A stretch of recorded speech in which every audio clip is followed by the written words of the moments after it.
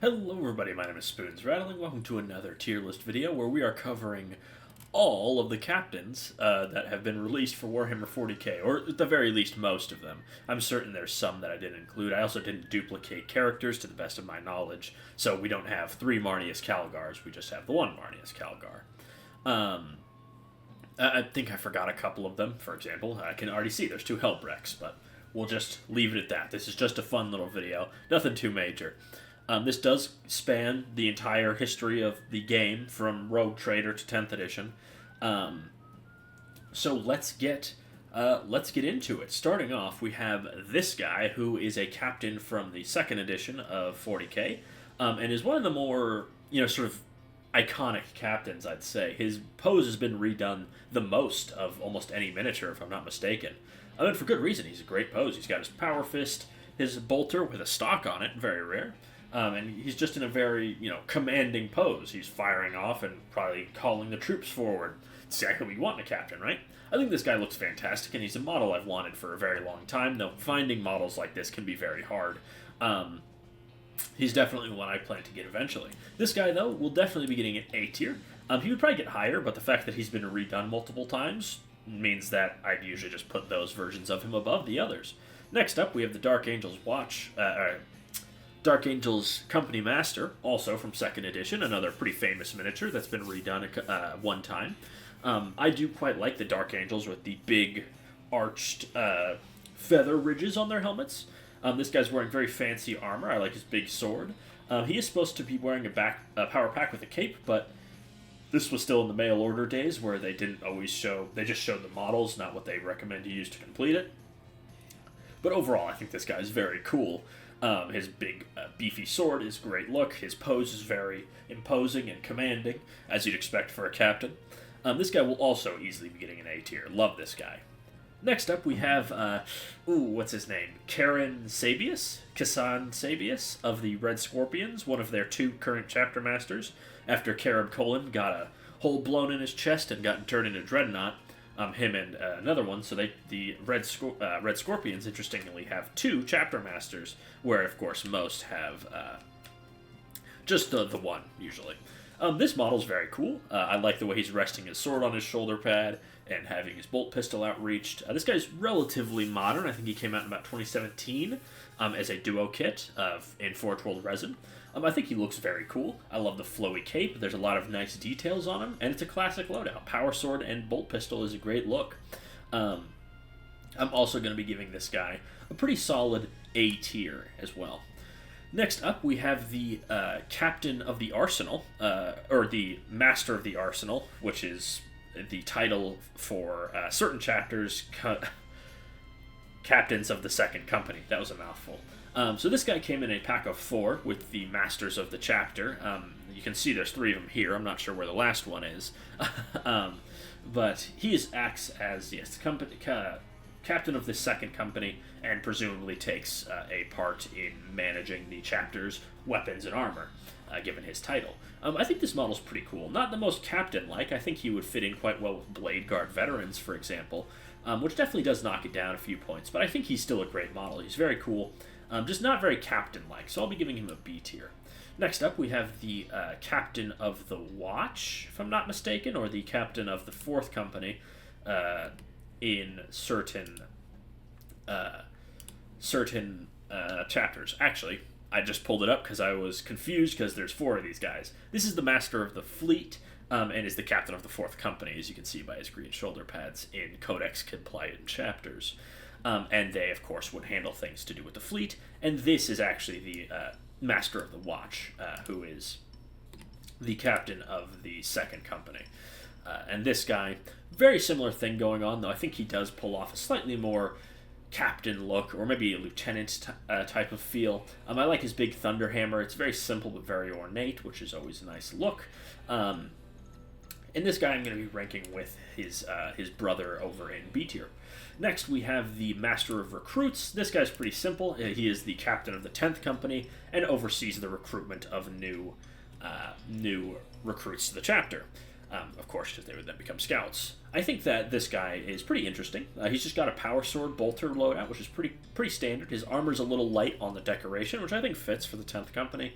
But this guy to me feels more like just a veteran Space Marine than any of any of his contemporaries. So I will be giving this guy a C tier, unfortunately. Next up, we have the Company Master, who was a mid-2000s refresh of this guy. As you can see by the similar pose, the big headdress, and even his back banner. This guy is very cool. The Company Masters don't use this look very often anymore, but they used to have these big draping cloaks over their left arm, which is just a really cool look. This guy's one of my favorite models to ever exist, and he only went out off sale a couple of years ago, and I regret not picking him up. But this guy's very, very cool. You can't see it in this picture, unfortunately. I don't know why I had them crop the images, but such is the way of the website. But he is on a comically small base. A lot of these guys are. But I'm definitely going to give this guy an S tier. He's just so cool, and I love back banners. So, next up, we have the other chapter master of the Red Scorpions, who is... Oh, what's his name? I actually forgot his name. Regardless, this guy was an ancient for the Red Scorpions before Carib went and got himself too injured to continue. This is Saray Kerrigan. So this guy was an ancient, one of the most respected members in any chapter, of course. And after Carib went and got himself interred in a dreadnought, he and Kassan ended up taking up the mantle of chapter master in a sort of dual role. I think he looks fine, but he's not very captain-like. He's an ancient, and that's what he looks like, which is fine. He's a great model. But he just doesn't really feel like a captain very much. So as a captain model goes, I'm going to give him a C tier as well. Next up, we have Ragnar, Blackmane of the Space Wolves. Now, I'm not the biggest Space Wolf fan, but even I can admit Ragnar's model looks very cool. Very imposing, he's leaping forward to slash his enemies apart. And he's jumping off a big rock, which is very fitting for the Space Wolves. Of course, this guy's sort of in a mirror set with Ghazghkull Thraka, and after all, Ragnar is the reason Ghazghkull is as big as he is now. And I think, I think Ragnar looks very solid. I'm going to be giving him a B tier, a high B tier, though. Next up, we have the White Scars Khan on bike. This model always looked terrible. It went off sale a long time ago, and is very ugly. Next up, we have Corsaro Khan, who's a very cool, he's captain of the third company of the White Scars.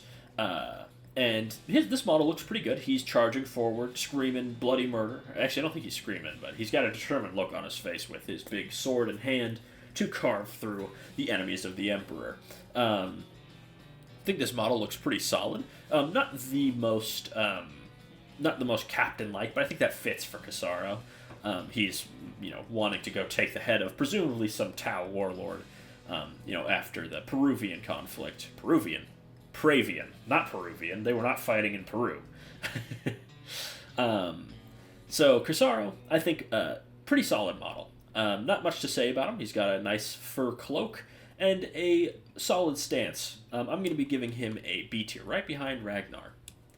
Next up, we have the Captain in Gravis armor. Now, this guy is a model that's been redone quite a lot for how short of a lifespan he's existed, but I think this model is just fantastic. He has a very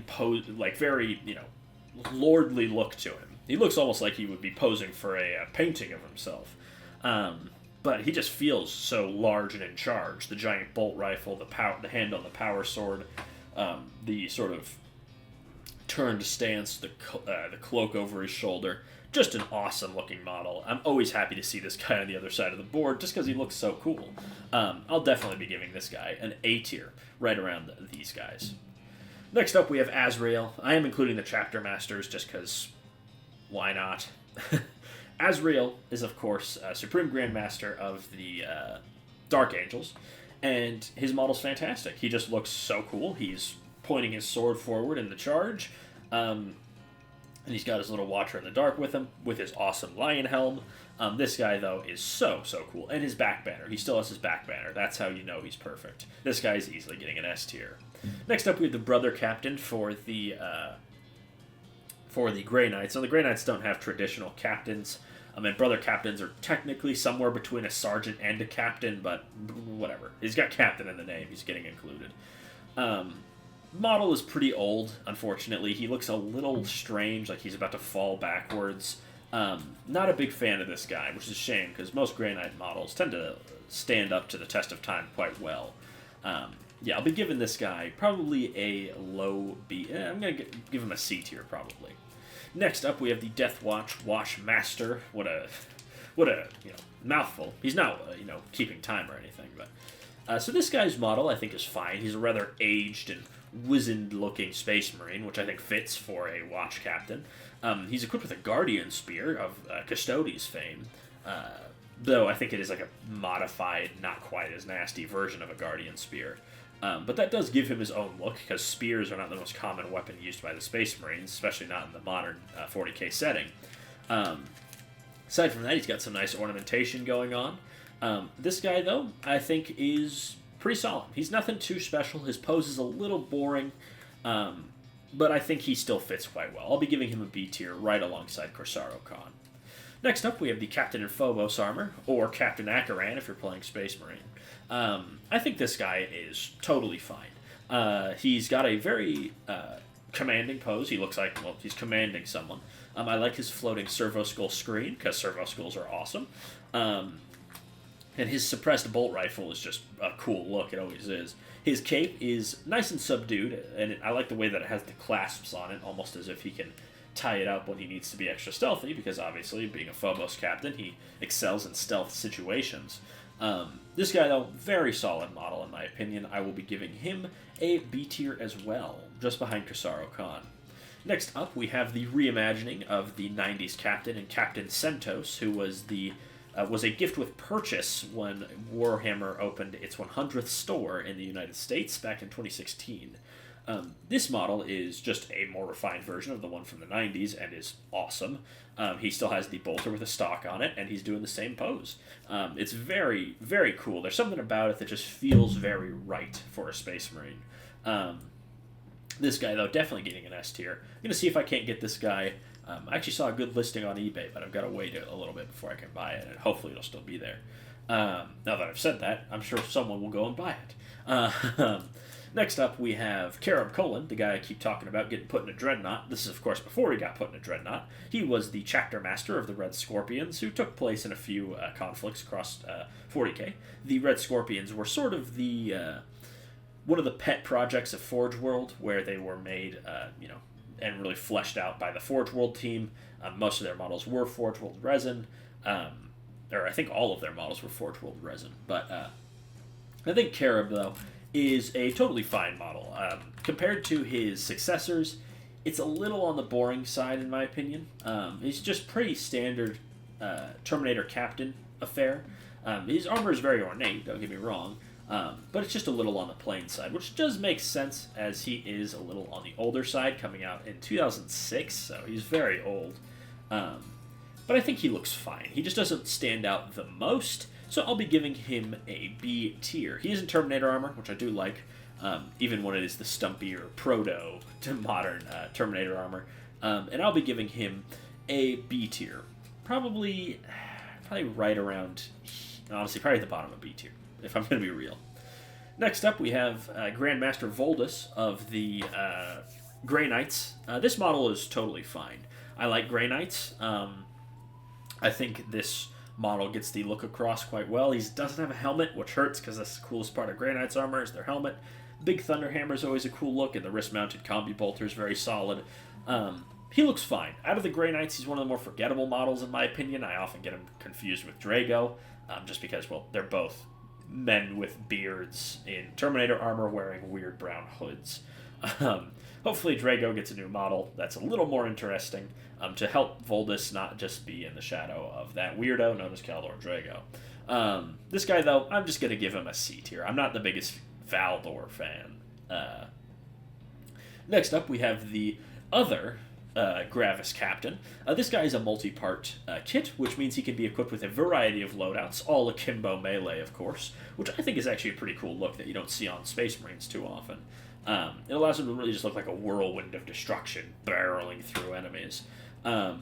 Pose-wise, I think it's quite solid. He does have a tactical rock, everyone's favorite. He's pointing his auto bolt storm gauntlet forward, and it looks very much like he's in motion. About to spray some dude down with a bunch of bolt shells. I think this model's pretty solid. In terms of like raw pose and energy, the other Gravis captain's better. But as a model, I think this guy does just as well. And having the options is very nice. I like his chainsword. It's very big. It's almost like an executioner. I'll be giving this guy an A tier, personally. Next up, we have the captain from Indomitus. This is a very much loved model, bringing in the knightly robed aesthetic back to the Primaris Marines, which had been lacking for the couple years they had been around. Of course, he has a giant skeleton mounted to his shield, which is just a cool look. He has 2 base options, which is a nice touch. A lot of the thematic bases you're kind of stuck with, but this guy you don't have to have the Necron on his base if you don't want it. He has the lifted up helmet, which I think is a very cool look. Though he also has an option for it down. If I'm not mistaken, it's been 5 years since I've painted this guy or something like that. I quite like this model. I think most people do. He's easily getting an S tier. Next up, we have Captain Tycho of the 3rd Company of the Blood Angels, or I should say former, because he's dead.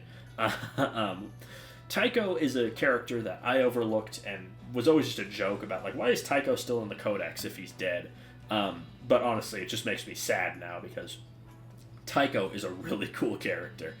He was going to be Dante's successor, right? Dante was training him to take the place of Chapter Master, but unfortunately, after a rough run-in with the orcs, he was left with a horrifying grin on part of his face, which made him very bitter, because, the Blood Angels, they take a lot of pride in how they look.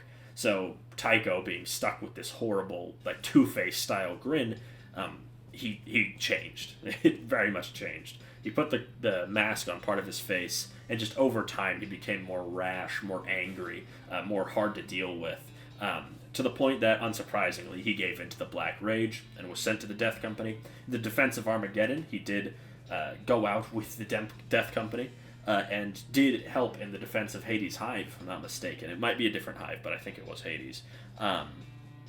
And when they found his body among the hundreds of dead orcs, his face was at rest, finally. Its serene beauty restored, his rictus grin finally gone. It's just a wonderful story. I haven't read all the stories that involve Tycho, but he's just such a cool character. And it makes me sad we'll probably never see a new model for him, because his old model's merely okay. I think the proportions, since this guy came out in the 90s, his proportions are actually quite good. He's not as stout and squat as a lot of the Marines are. If you stretch his arms out, he's only a little lankier than you'd expect. And the giant combi melta looks pretty cool. He's got a back banner, very solid. And I think his face doesn't actually look that bad. I definitely want to get this model at some point, if not just to use as a regular captain. He'll definitely be getting a B tier, though. It's about as high as I can put him, just because his model is very old, and he's mostly being carried by how cool of a character he is. Next up, we have Dante of the Blood Angels. This model, of course, came out probably 2 years earlier than it was supposed to. I kid. This guy was leaked, so he came out early, ahead of the other Sanguinary Guard and like the Sanguinor and things like that. Dante is a great model and a great character. I've never been the biggest fan of the death mask things. I think it looked bad on the old Sanguinary Guard, old Dante, modern Dante, new Sanguinary Guard, and I think it only looks okay on the new Sanguinor. But the rest of the armor is quite cool. It's very ornate, fitting for a man of Dante's caliber. As much as he wants to die, of course, he is still robed in the best equipment known to man. And I think his model does its job very well. This guy is easily getting another S tier. Next up, we have the Blood Angels Captain of 1990, one of the first, if not the first, specific Blood Angels model. And it's set the precedent of sculpted armor. If you look at his shins with these sort of eye shapes, those are present on the Sanguinary Guard today. So this guy evidently laid the groundwork for a lot of Blood Angels' current aesthetics, which definitely gives him some bonus points. It's very squat and stout, fitting for an early 90s Space Marine. And I think he looks quite solid for his time. I think his death mask looks all right. And he's just, he's a product of his time, but he's a very good product of his time. And I think that does, at the very least, earn him a B tier. I have a soft spot for squat Marines, so I think he's very cool. Next up, we have, what is this? Captain... this is the Space Marine Heroes Captain. No, I'm forgetting what his name is. He was one of the last ones I picked up, too. No. Regardless, Blood Angels Captain and Terminator Armor. Definitely the worst of those two models, as Chaplain was another one who was a Blood Angels Captain in Terminator Armor. This guy's pose is a little bit, I don't know, dopey isn't the right word, but it feels too passive. Like he's not, leading the charge. He's not calling the men forward. It looks like he's waving, but I think it's better to start, if you're doing a waving pose, keep the hand up and traveling down instead of having it be down by his chest. Makes him look kind of strange. Not a big fan of this model. Also, his head is hideous. I think he came with a helmet, but it's a little hard finding direct info on this guy. He's an old Terminator, which I have no problem with. I've always liked Terminators. I think this guy's totally fine. I'm going to put him in like C tier. I'm just not the biggest fan. Adrax Agatone, captain of the third company, I want to say, of the Salamanders, or their equivalent, since they aren't entirely Codex compliant. This model's fantastic, obviously. He's on not a tactical rock, he's on a rocky terrain piece. He's got a very fancy-looking hand flamer and a giant mallet. There's a hammer of Nocturne, I think it's called. And he just looks very, very much like what a captain should be. He looks like he's standing above his men after cracking someone's head and pointing them forward to the enemy. I think his dragon scale cloak is very cool, and the giant not pyre, what's it called? Whatever, giant torch on his back is a cool replacement for the classic back banner. This guy is easily going up into A tier, probably around here. Next up, we have Watch Captain Artemis, a model that was comically short-lived. I don't believe he's on sale, and he went off sale, despite only coming out, I think, 2017, and he went away at the beginning of 10th edition. So very short-lived model. I may be slightly fudging the dates there, but you get what I mean. Model-wise, I think he's just fine. Compared to a lot of the other unique Deathwatch stuff, I expect more. When I look at Kill Team Cassius, you have all these really unique units and models, and Artemis just doesn't have that. He looks too plain. Where I think Deathwatch is at its best when, like, obviously they're wearing the Deathwatch colors, but you can instantly tell what chapter they're from because of their armaments, because of their iconography, their war gear in general. Again, Kill Team Cassius is the best and really only Deathwatch kit I think is that good. Deathwatch Veterans is a fine kit too, don't get me wrong. But Watch Captain Artemis, he's just kind of boring. And for that, I'm going to be giving him a C tier. Next up, we have Asterian Moloch of the Minotaurs. Minotaurs, yeah. They're one of the more popular chapters, I'd say, because they're clinically insane. They use a lot of ancient weaponry and gear, which is cool. They use a lot of Contemptor Dreadnoughts. He's wearing Cataphracti. It's overall very, very cool. And this guy just typifies that. He's got the cool ridge on his armor, big flowy cape, giant storm shield with the Minotaur head on it, and a spear that he's wielding. Guy is pretty interesting. There's the idea that in truth Asterian Moloch is not one Space Marine, but just a series of Space Marines that use the same name every time he dies, because the Minotaurs are pretty famous for just kind of charging into battle relentlessly and recklessly. But yeah, he's really cool, and his model's fantastic. Definitely a model on my wish list. That's another video I want to do soon, is models that are out of date that I think are cool, and I want them. Asterian Moloch, though, easy S tier. I'm going to put him actually above these guys. Put him right there. Next up, we have the Blood Angels Captain from 10th edition, and this guy is totally fine. I think he's got some nice customization going on with the couple of heads he's got.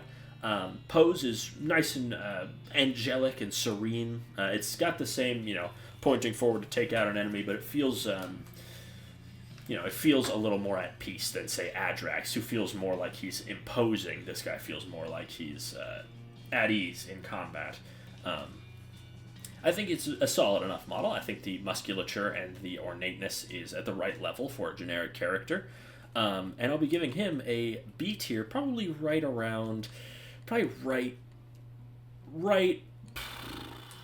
behind Tycho, because Tycho's such a cool character. Now that I think about it, I bet I could convert this guy into a really nasty-looking Tycho. May have to do that. Maybe make it a video. Next up, we have Captain Balthasar of the Dark Angels. Of course, Captain Balthasar was a model in the Dark Vengeance starter set for 6th and 7th edition, for all my old heads out there. He was the captain of the Dark Angels 5th Company, but after the 13th Black Crusade, he unfortunately got the axe and died and was replaced with Lazarus. Model-wise, though, he's super cool. He's wearing a full set of robes, which is a nice look, because a lot of the Dark Angels captains were like partial cloaks or robes. This guy's got the full thing going on, and it's very imposing. He's got his giant sword with the sort of diamond tip that you see on a lot of Dark Angels. Awesome model. Love the wings on the head. Definitely want to pick this guy up. This guy, like a lot of the Dark Angels, is getting an S tier. Probably going to put him a little below. Nah, I'm just going to put him up here. This guy's going to get bumped down, though. Probably going to bump him down to just behind Asterion. Yeah. Next up, we have, my old nemesis, Belial. So Belial's one of those rare times when, well, not rare, somewhat uncommon times when a model goes from really mediocre to really mediocre. Sanguinary Guard are the other ones that come to mind. Sorry to say it, old Sanguinary Guard were ugly, new Sanguinary Guard are still kind of ugly. The glove fits. I hate Belial. I hate him. I hate his model. I hate his rules. I hate his design. His Stormbolter looks cool, but I hate Belial. I will always hate Belial. I just detest him. I'm sure that if I ever hit 1 billion subscribers, I will still be known as the guy who hates Belial and Centurions. Next up, we have our first Rogue Trader entry. This is the Space Marine Captain from 1989, I think. Overall, of course, this model is very, very diminutive, but I don't think that's necessarily a bad thing. I think he's actually quite a cool model. He feels very, very down to earth, which I think is always kind of a cool look for Space Marine captains. Space Marines are these godly beings. In theory, they aren't. They're men. That often when they become Space Marines, lose their human perspective. The one that comes to mind, Leandros, everyone's favorite character. He lost his human perspective, right? The way he treated those guardsmen on Graia was, with callous disregard. But when you become a captain, it's expected of you to be better than that, unless you're from, like, the Marines Malevolent or something like that. This guy feels very brooding and low down, obviously, like he's just about to weather an attack. I think finding this model would be nigh on impossible because it's from 1987, but I quite like this guy. And you see a lot of the hallmarks of what would become standard for Space Marine captains. He's got a bionic eyepiece, he's got the unhelmeted head, and a big power fist with a little bit of unique decoration on it. That might be brushed on, it's hard to tell with models this old. But I think this guy is very, very cool, and I will be giving him a B tier, right around Casaro, I think. Love to have him, doubt I'll ever find him. Next up, we have a Marshal from the Black Templars. This guy was from about 2004, 2003, I want to say. This guy did get his remake when the Black Templars got their big range refresh. I think design-wise, totally fine. I think he's got the pose down. He's swinging his axe downward, which I think is fitting for the Black Templars because they tend to be these, big, brutish slashes. That's the way I envision them, right? Just carving through their enemies. Not that they aren't skilled swordsmen, because of course they are, but that they just, when it comes to most enemies, they're just carving through them with brutality, mainly. And I like this guy's sort of half cybernetic face going on. It's pretty cool. I'll be giving this guy a B tier. Next up, we have Marnius Calgar. Universal cool dude. Best pals with Titus, so he's good in my book. I think this guy's pretty cool. He's worn 3 sets of armor in his time. The first one was Artificer armor. Second was Terminator. Third, now Gravis.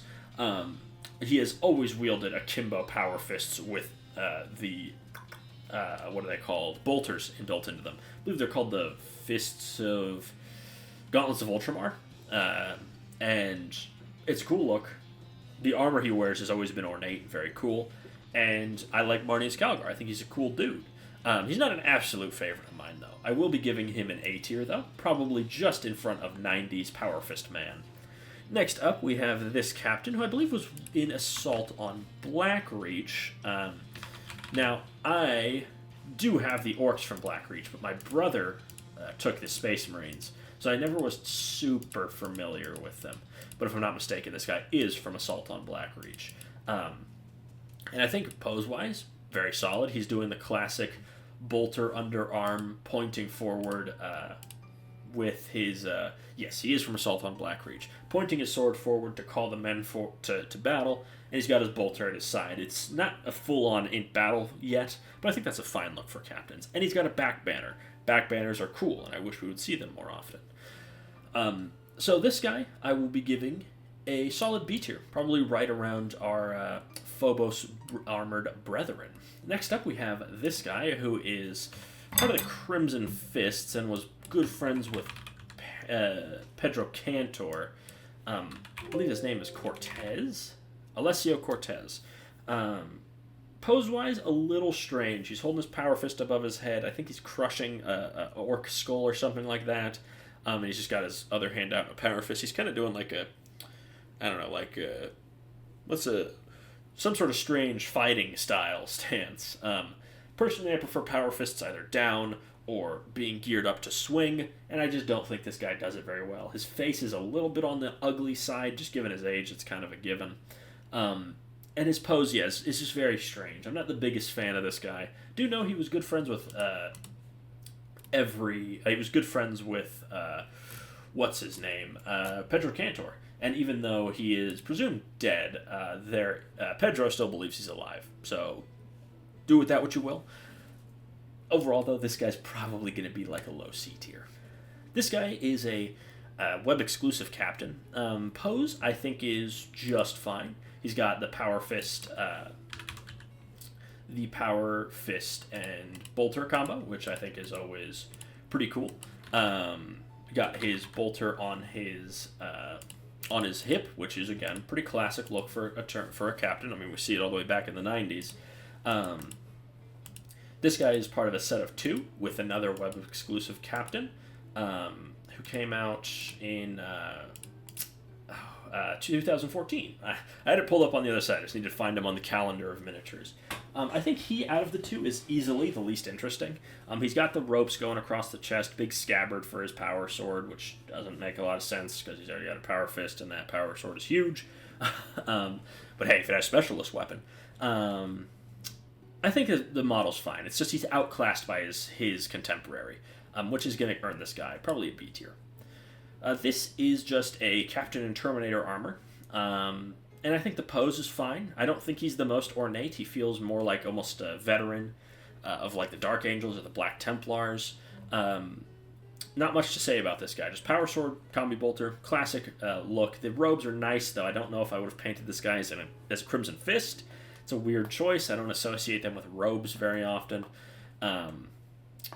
He's just okay. And with that, I'm going to give him a B tier. He's fine. He passes. He's not excelling, though.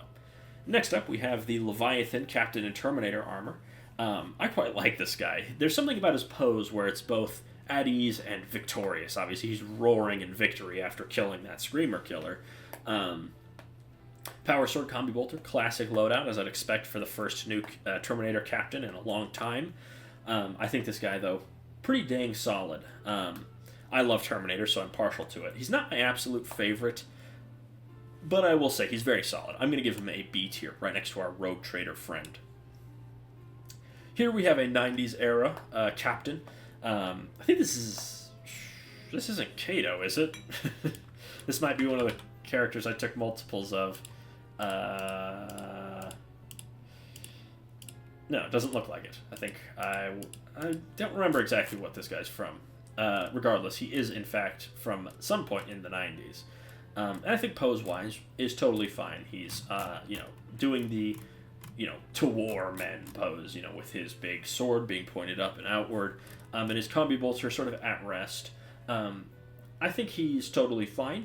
Nice and ornate. He's got a big scabbard again, which is a bit of a... why did I think he had a power fist? I don't know. Anyways, big scabbard, big power sword, classic look. He's got a back banner on, which I always quite like. And I think he just fits the glove, right? If the glove fits, if the power glove fits, if we're talking in old terms. This guy is...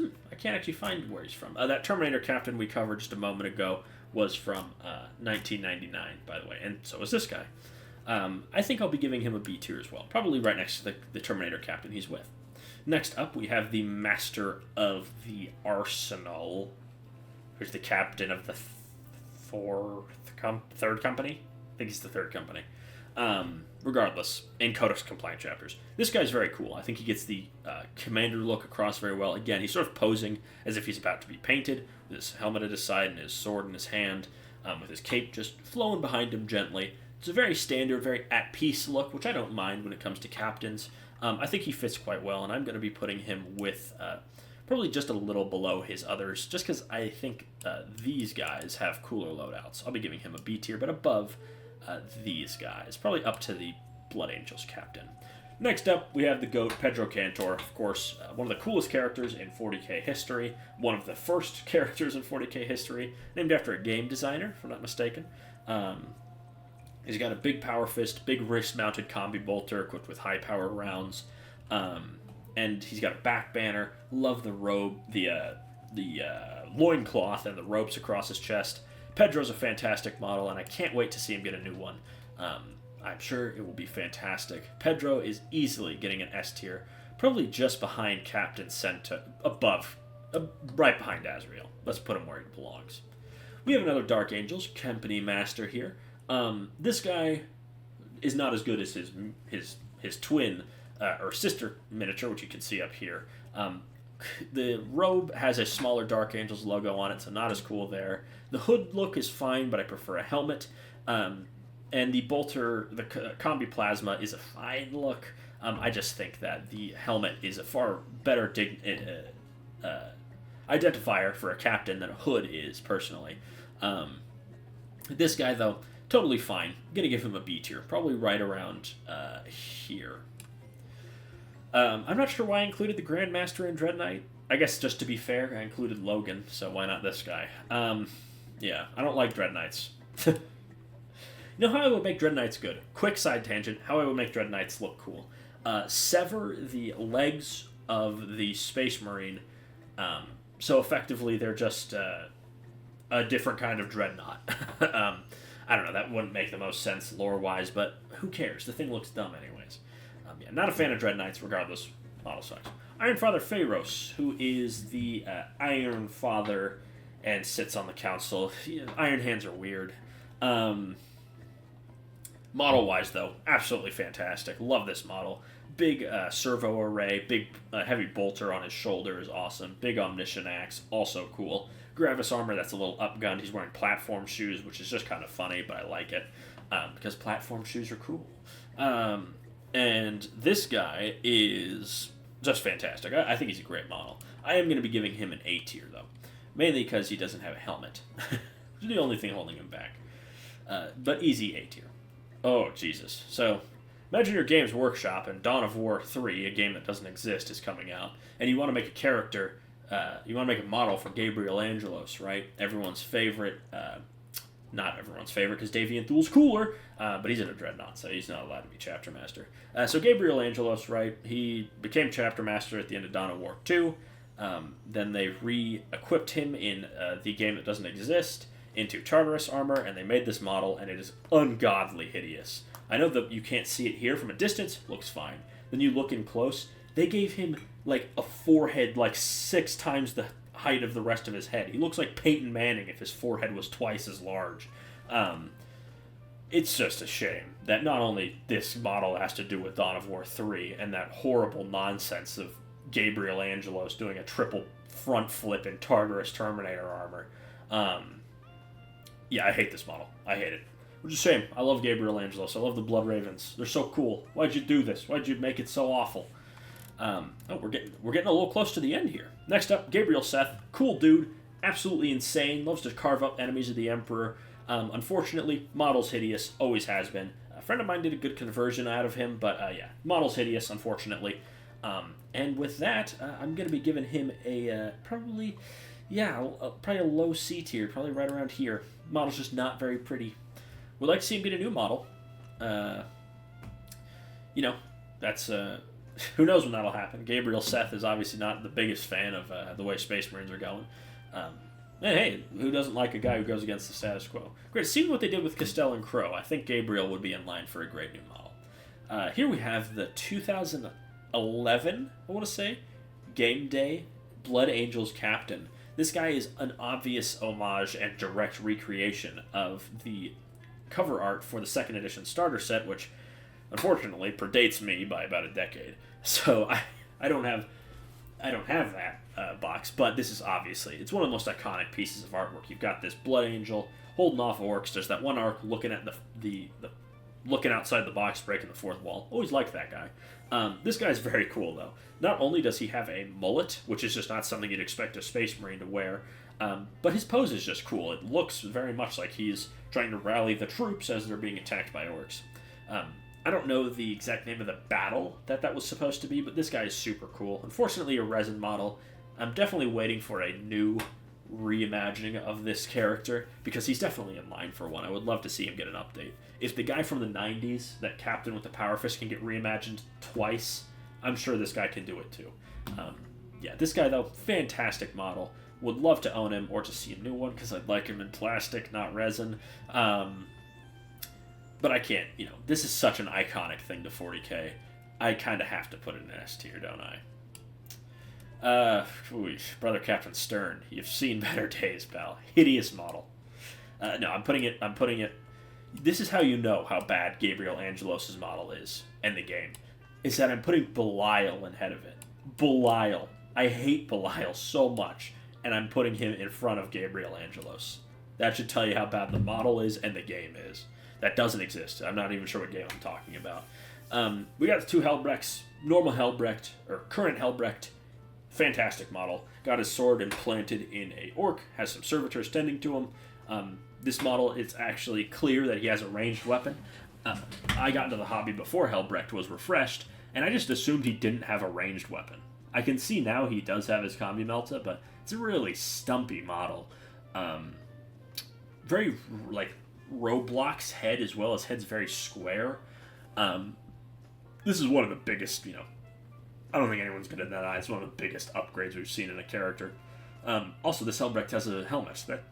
That is very cool, excuse me. This guy, though, easy A tier. Easy. Old Helbrecht, I'll give him a C. Jump Captain.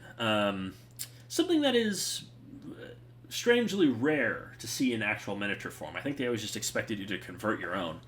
I think this model's pretty great. I like that he's wearing a waist cape, something that you don't see on Space Marines very often. Outside of some Terminator characters tend to wear things like that, but you don't see it on regular Space Marines, and it's a shame because it looks cool. It's kind of like a cowboy duster. Pose-wise, I think it's exactly what you'd expect. He's leaping forward with either his chainsword ready to swing, or his power fist at the come at me pose, which is a great pose. This model, though, it's modern, it's cool, I like it. I do quite like the new jump pack design. I, of course, do prefer slightly bigger intake vents of the old ones, but I think this new design also looks really good, putting a bit more focus on the big thrusters instead of the big intakes, which I think it's a different take. It's not a bad one. This guy, though, I'll be giving him a B tier, probably right around Ragnar. Yeah, right around Ragnar. It's good for me. Next, we have Kaldor Drago, who's a character I know next to nothing about, except that one time he showed up in Warhammer Fantasy. That was weird. Model's hideous, though, unfortunately. He's just hideous. His face looks like... kind of reminds me of Will Ferrell in Zoolander. Go look that up, you'll see what I mean. He's got a little soul patch going on. And he's just kind of... What was the joke? It was a joke about Kaldor Drago in 2010. It's Kaldor Drago, the character created because they wouldn't let the writers bring back Brupute Gilliman. Regardless, that's just something that came to mind. Model's hideous, and I want to see it updated because the Grey Knight's characters just desperately need an update. And Castell and Crow came out great. Can't wait to see what they do with good old Kaldor. Regardless, not a fan of this model. Ugly. Next up, we have the Blood Angels Captain in Terminator armor, another tragically short-lived miniature, similar to Wash Captain Artemis. This is representing Kaylin. It isn't named as a model, but the character itself is Kaylin of the Blood Angels, who's the current captain of their first company. Model's totally fine, I think. Strangely, not as ornate as the Blood Angels Terminator squad, but I think it's a fine model. I think the Thunder Hammer is always a good look, and the scoped combi bolter is a nice touch as well. He's a fine model. I can see why this guy probably just didn't sell very well. He's kind of boring, and I'd rather just convert one out of the Blood Angels Terminator kit, which looks fantastic and far more fancy than this guy. More fitting of a Blood Angels captain, that's to be sure. I'll be giving him a high C tier, though. Here we have Kayvon Shrike. This was closer to his time as a captain in the third company. Also, yeah, you know what, let me pull up Kayvon because I don't want to repeat myself later. I don't know why I included both. Regardless, we're starting with old Kayvon. So this was before he crossed the Rubicon Primaris. When he was carving up Tau back on in Peru. Pravian. Of course, the Tau won that battle. Kayvon was the MVP, though, because he covered the escape of the Space Marines, and then assumed the title of Chapter Master because his got dunked on by Shadow Sun. And this model's totally fine. I'm not the biggest fan of the pronounced Raven on his helmet. I prefer it if it would be maybe a bit more sleek and subtle. Though I do like that he has a helmet at the very least. And double lightning claws is a cool look. Not the biggest fan of the pose. Personally, I probably would have gone for more of like a landing pose or maybe a come at me leaping forward pose. Yeah, just not a big fan of the pose, though I think the model itself is fine. Armor's nice and ornate. Not too ornate, though, because he's a Raven Guard.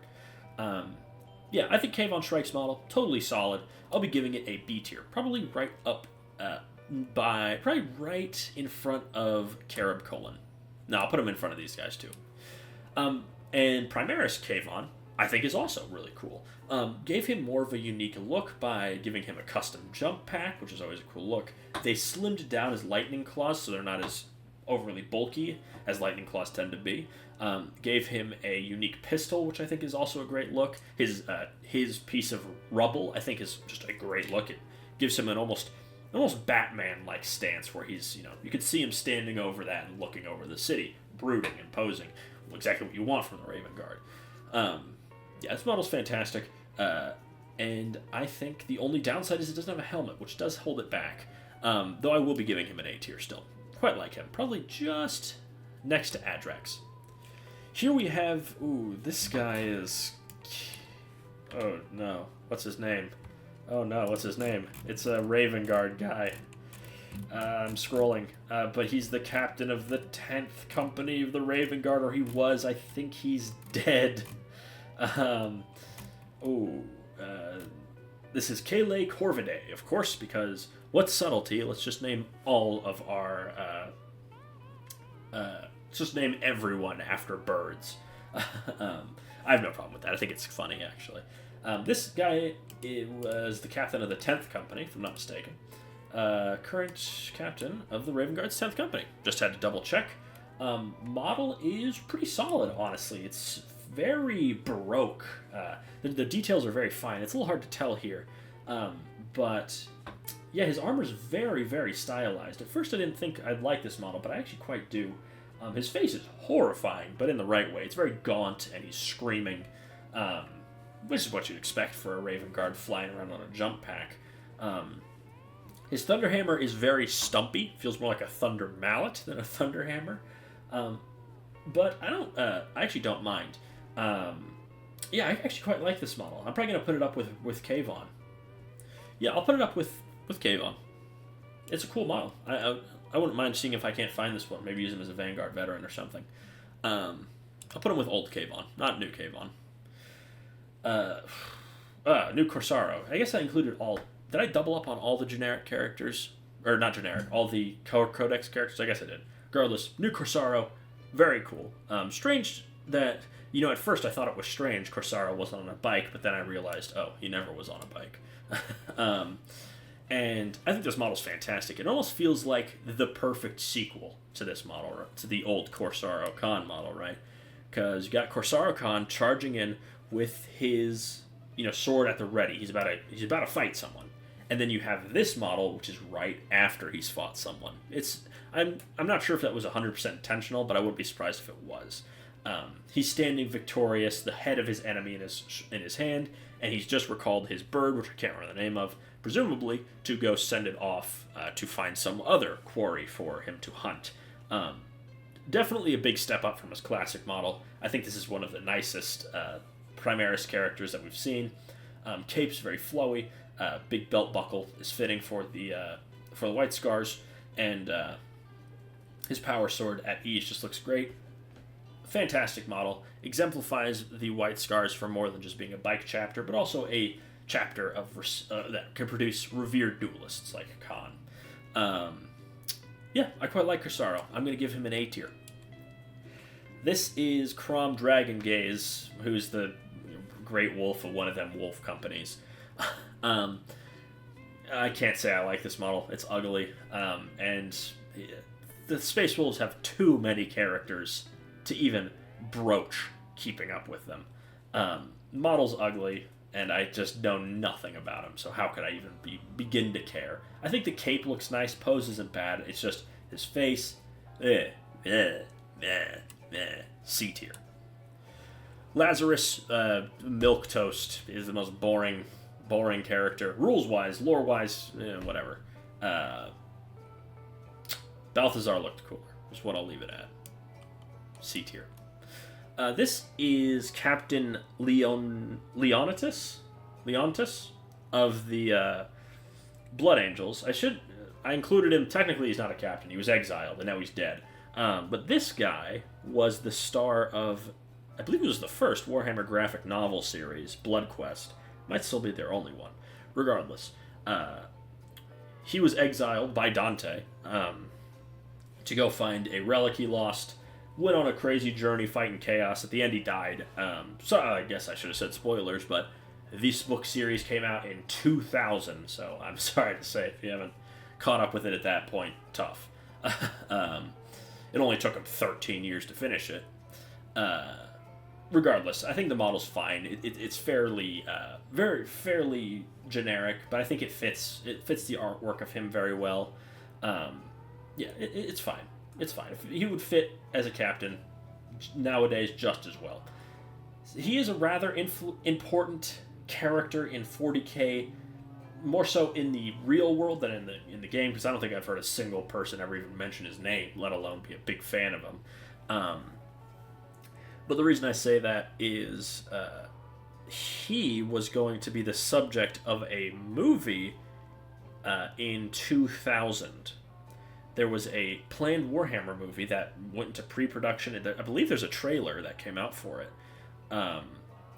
And it was about Blood Quest, the book that Captain Leontis is from. But the company that was making it could never find funding from like DreamWorks or whatever it was. And unfortunately it was shelved. Now, of course, I only mention this because, of course, we're living in the future. And 40K is the biggest it's ever been and getting bigger. And we finally are getting Warhammer shows, and I wouldn't say a movie's that far off the table, probably. So I just wanted to mention that. Though you may have failed, Leontis, Warhammer continued, and your sacrifice was not necessarily in vain. And also there was that animated Ultramarines movie. Haven't watched that one, but I heard it's awful. Anyways, this model's fine. I'll give him like a higher C tier, like there. Here's a very boring captain. This guy was exclusive to an event, and he's just like a dude with a hammer. He lacks really any sort of dignifier as a captain. He looks more like a sergeant. Hardly captain-like. I'll give him a C. Probably just in front of Alessio. Here we have the Black Templars Marshal of 9th edition, sorry. This guy is a very obvious homage to this guy. Look, they're doing the same pose, same swooping cape and everything. I think this model's fine. Not the biggest fan. He lacks the helmet, which definitely hurts. Honestly, this feels kind of right. I think I'll just leave him with his classic counterpart. Next up, we have Captain Messinius of the White Consuls, the lamer version of the Black Consuls. Model-wise, though, I think he's very cool. He's got a oversized power fist because it's technically made for custodies, not for a space marine, but Gilliman gave it to him. I think it actually looks quite cool. It's a little on the lanky side, but the fingers are more usable, which is unusual for a power fist.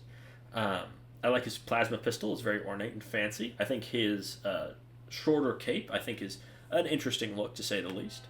But I just don't feel too strongly about him one way or the other. I think he's a fine base to convert from, but one of the plainer Space Marine captains of a name, I will say. Yeah, I'll give him a B. Probably B tier, probably right up here with the Raven Guards. They're both birds. That's the best way I can put it. Next up, we have the classic, the first Primaris captain, the Primaris Captain in Gravis armor. This guy came out in Dark Imperium along with the Primaris Marines as a whole. I might be getting that slightly mixed up, but you know what I mean. And this guy is pretty classic, honestly. He is the archetypal captain, right? He's got his sword raised, calling the men to battle. He's got a sword and power fist, which is always a cool look. It's got a underslung bolter, because he's in Gravis armor. I think the cape, sort of billowing about him, I think is fitting. I think he's a very solid model. One that I could definitely see being one that's pretty sought after for nostalgic purposes. I'm going to put this guy right next to the captain from Leviathan. Next up, we have the most generic Space Marine captain of the Primaris breed. I think he's fine. He's got a bolter, power sword, plume on the helmet, cape swooshing out behind him. He's as bland as a captain can get, and I think that's fine because he's chapter agnostic, right? He can go in any chapter, which is is a nice benefit. I'll be giving this guy a B. Yeah, I'll give him a low B. He's fine. Nothing special though. This was the captain included as an exclusive for Imperium magazine, which was the predecessor to Combat Patrol. If you watched my video on that, if you didn't, you should go and do that after this one. We're almost done. Don't tuck her out yet. Getting back to this guy, I'm not a big fan. I think the pose is very weak. It's very strange. I feel like this guy as a standalone miniature is not very good. He would be better suited as a diorama piece, honestly. Like having this guy standing in this sort of defensive pose against a greater demon swinging down a weapon, that would work, in my opinion. But as he is, I think he's kind of mediocre. I'll give him a C tier, but that's as high as I'll go. Next up, we have Samael, Master of the Raven Wing, riding the last jet bike in the Imperium, as it once was. Samael's a resin model, but I think he actually holds up really well. I've seen Samael countless times, painted very well, and I think he holds up much better than most resin models. I think mainly because he's just very chunky. There's not a lot that can flex spare for his sword, and that's an easy enough fix. He's got an underslung plasma cannon, which is very cool. The bike itself is very awesome. I like the chained book that the chaplain on bike would later steal. I think it's very cool. Very, very cool. I'll be giving this guy probably a A tier. I love Samael. I just want him to get a new model so he's not stuck in resin. Yeah, Samael, very cool. Cato Sicarius. Cato Sicarius, am very boring. Wonder if that Cato guy's watching this video. Sorry to you, but I just don't like Cato's model alongside Cato's character. It's very boring, very, very closed in. He doesn't feel grandiose despite his back flag. Just, boring is the best way I can describe it, which I guess for Cato fits because he is very, very boring. And I'll be giving him probably a C tier, probably right behind Crom, because I don't hate him, I just dislike him. Sorry to take a quick drink. My mouth's getting dry. Doing all this talking. Next up, we have the second of the web exclusives. We ranked the first one somewhere here. Here he is. So this is the other version. It was a one of two, or a two deal where you get one or the other. And I think this guy's way cooler. He's got more ornate armor. His pose is more forward, more aggressive. Cape's flowing nicely. Plasma pistol power fist is the classic captain loadout. Yeah, this guy's pretty solid. I'll give him a B tier. Not much more to say about him. probably right around the Black Reach captain. Here we have just a Space Marine captain. I feel like I've said that word probably 150 times at this point. I think this guy's fine. He's got a combi, grav, and bolter. He's got his power sword. He's commanding the men forward. It's kind of an interesting... It's the classic, paint me like a captain kind of look. He's got a back banner, which I like. Big plume, very noticeable, which I also like. I think he works, right? He's just a generic character. I don't think his banner is molded. Granted, I don't own this captain. I don't own a lot of these captains, unsurprisingly. I'm mainly going off of images I found online. But yeah, it's just he's just a captain, and there ain't nothing wrong with that. I like his fancy armor though, so I'll put him probably right up here. Here is Space Marine Captain from 7th edition. This guy got boxed with the Command Squad. I don't like this model. I don't know, something about it just always struck me the wrong way. I think the pose is fine. Not a big fan of the big eagle helmet.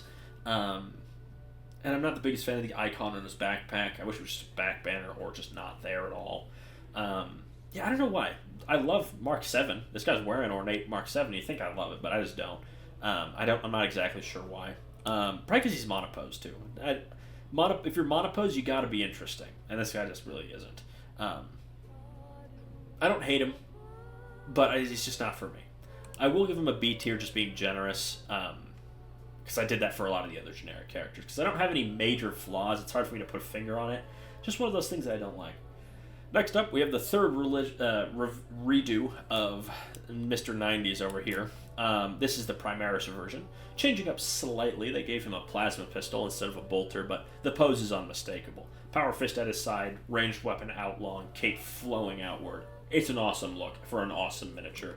This guy's getting S tier right along his firstborn companion. I definitely want to get all three of these models at some point and have them be a trifecta of something. What? I don't know, but I do. This guy is also another very cool model. I believe this is a Games Day exclusive, and you may think like, oh, when was this guy from? He was from 1999, very ahead of his time model-wise. I think this guy's fantastic. Definitely another model I wouldn't mind trying to get, but these Games Day models are pricey, and I imagine one this old would be very pricey. So maybe when I'm a billionaire I'll own him, but I think this guy easily gets himself probably an A tier, probably like a... I could get him to there. Yeah, that's where I put him. He's fantastic. Love him. Here we have another Rogue Trader captain. Standard captain pose, ranged weapon up, hand on fist, or fist on hip. Aside from that, there's really not much to say. He's got a big scabbard made out of skulls, which is very 40k. You like to see it. And that's pretty much it for him. There's really... I'm running out of things to say for the generic captains. I do like him. I think he's solid enough. There's just nothing special about him, which I think earns him another B tier. Here we have the... this was actually called, the Space Marine... I think they call him a Space Marine Commander, but it's a captain. This guy was a multi-part kit that was around for quite some time. I've seen a lot of conversions done with this guy in official GW material and otherwise. I think he's pretty solid. I like the combi bolter look. I've always liked that on captains. And aside from that, he's just pretty standard. He's pretty plain, but that's because you have so many weapon options. You can pose him in a lot of different ways by changing his heads. Whatever it may be, I like him. For a generic captain, he's definitely going up a little bit higher than some of the others. Probably going to put him right around this guy since they feel very similar to me. Yeah. We have Logan Grimnar, big dog of the Space Wolves. He's on Storm Rider being pulled by a couple of wolves. This model is stupid. It's a shame because I think Logan himself looks fine, but he's riding at Santa's sleigh pulled by wolves. What are we doing here? I play. I don't think he's a horrible model or anything. I just think he looks kind of silly, and not in a good way. Yeah, not a big fan. Though Logan himself does lift it up, because I think Logan's model is actually very nice. I'll give him probably a C tier, but like the top of it, because he's a very ornate, nice model. I'm just not a big fan. Here we have the Captain in Terminator armor. I believe this is the first one, and he looks weird. He's very thin and stout because he's from the 80s, actually. He's got power fist, and then he's got a scabbard for a sword. Weirdly consistent thing with a lot of older captains is having two contradictory melee weapons. But I think he's fine. He's just really compacted. And I don't particularly find him that appealing, which I think earns him a C tier. Here we have the Terminator Captain from 9th edition. 10th, sorry. Getting my editions mixed up. I think he's fine. He's got just a couple options, either a combi weapon or a bolter or a power fist or a power sword, which I think is totally fine. Pose-wise, pretty standard with a little boring. Which definitely does earn him a bit of a lower spot than a lot of the other generics. I'm going to put him probably just ahead of these guys. Probably right here. Yeah. Here we have a generic Space Marine Terminator Captain, old Terminator pattern, very squat, poses pretty standard, nothing too special, no unique war gear. I think he's a fine model, just nothing stand out, which does earn him probably, yeah, just another B tier. This guy is a little more unique, but maybe not in a great way. Another Terminator Captain, I think from 6th or 7th edition. He has a unique piece of war gear. He has a grenade launcher on his power fist, which is just a little unusual. We haven't seen that since or before. And he's looking a little... this was a weird time for Terminators. It was right before they... updated effectively, one edition before they updated or two, and they were making Terminators a bit taller, but they didn't really change the proportions elsewise, so they kind of just look weird and gangly. Yeah, not the biggest fan of this guy, despite loving Terminators. I'll put him probably right around Voldus. Yeah. Next up, we have Tor Garadon of the Imperial Fists, captain of the 3rd Company.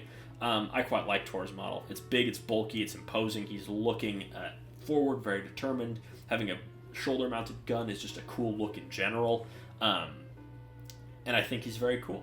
I'll be giving Tor Garadon an easy A tier. Top of A tier, even. Tiberus, the Red Wake, Chapter Master, or I think it's Slaughter Master or something silly like that for the for the Carcharodons.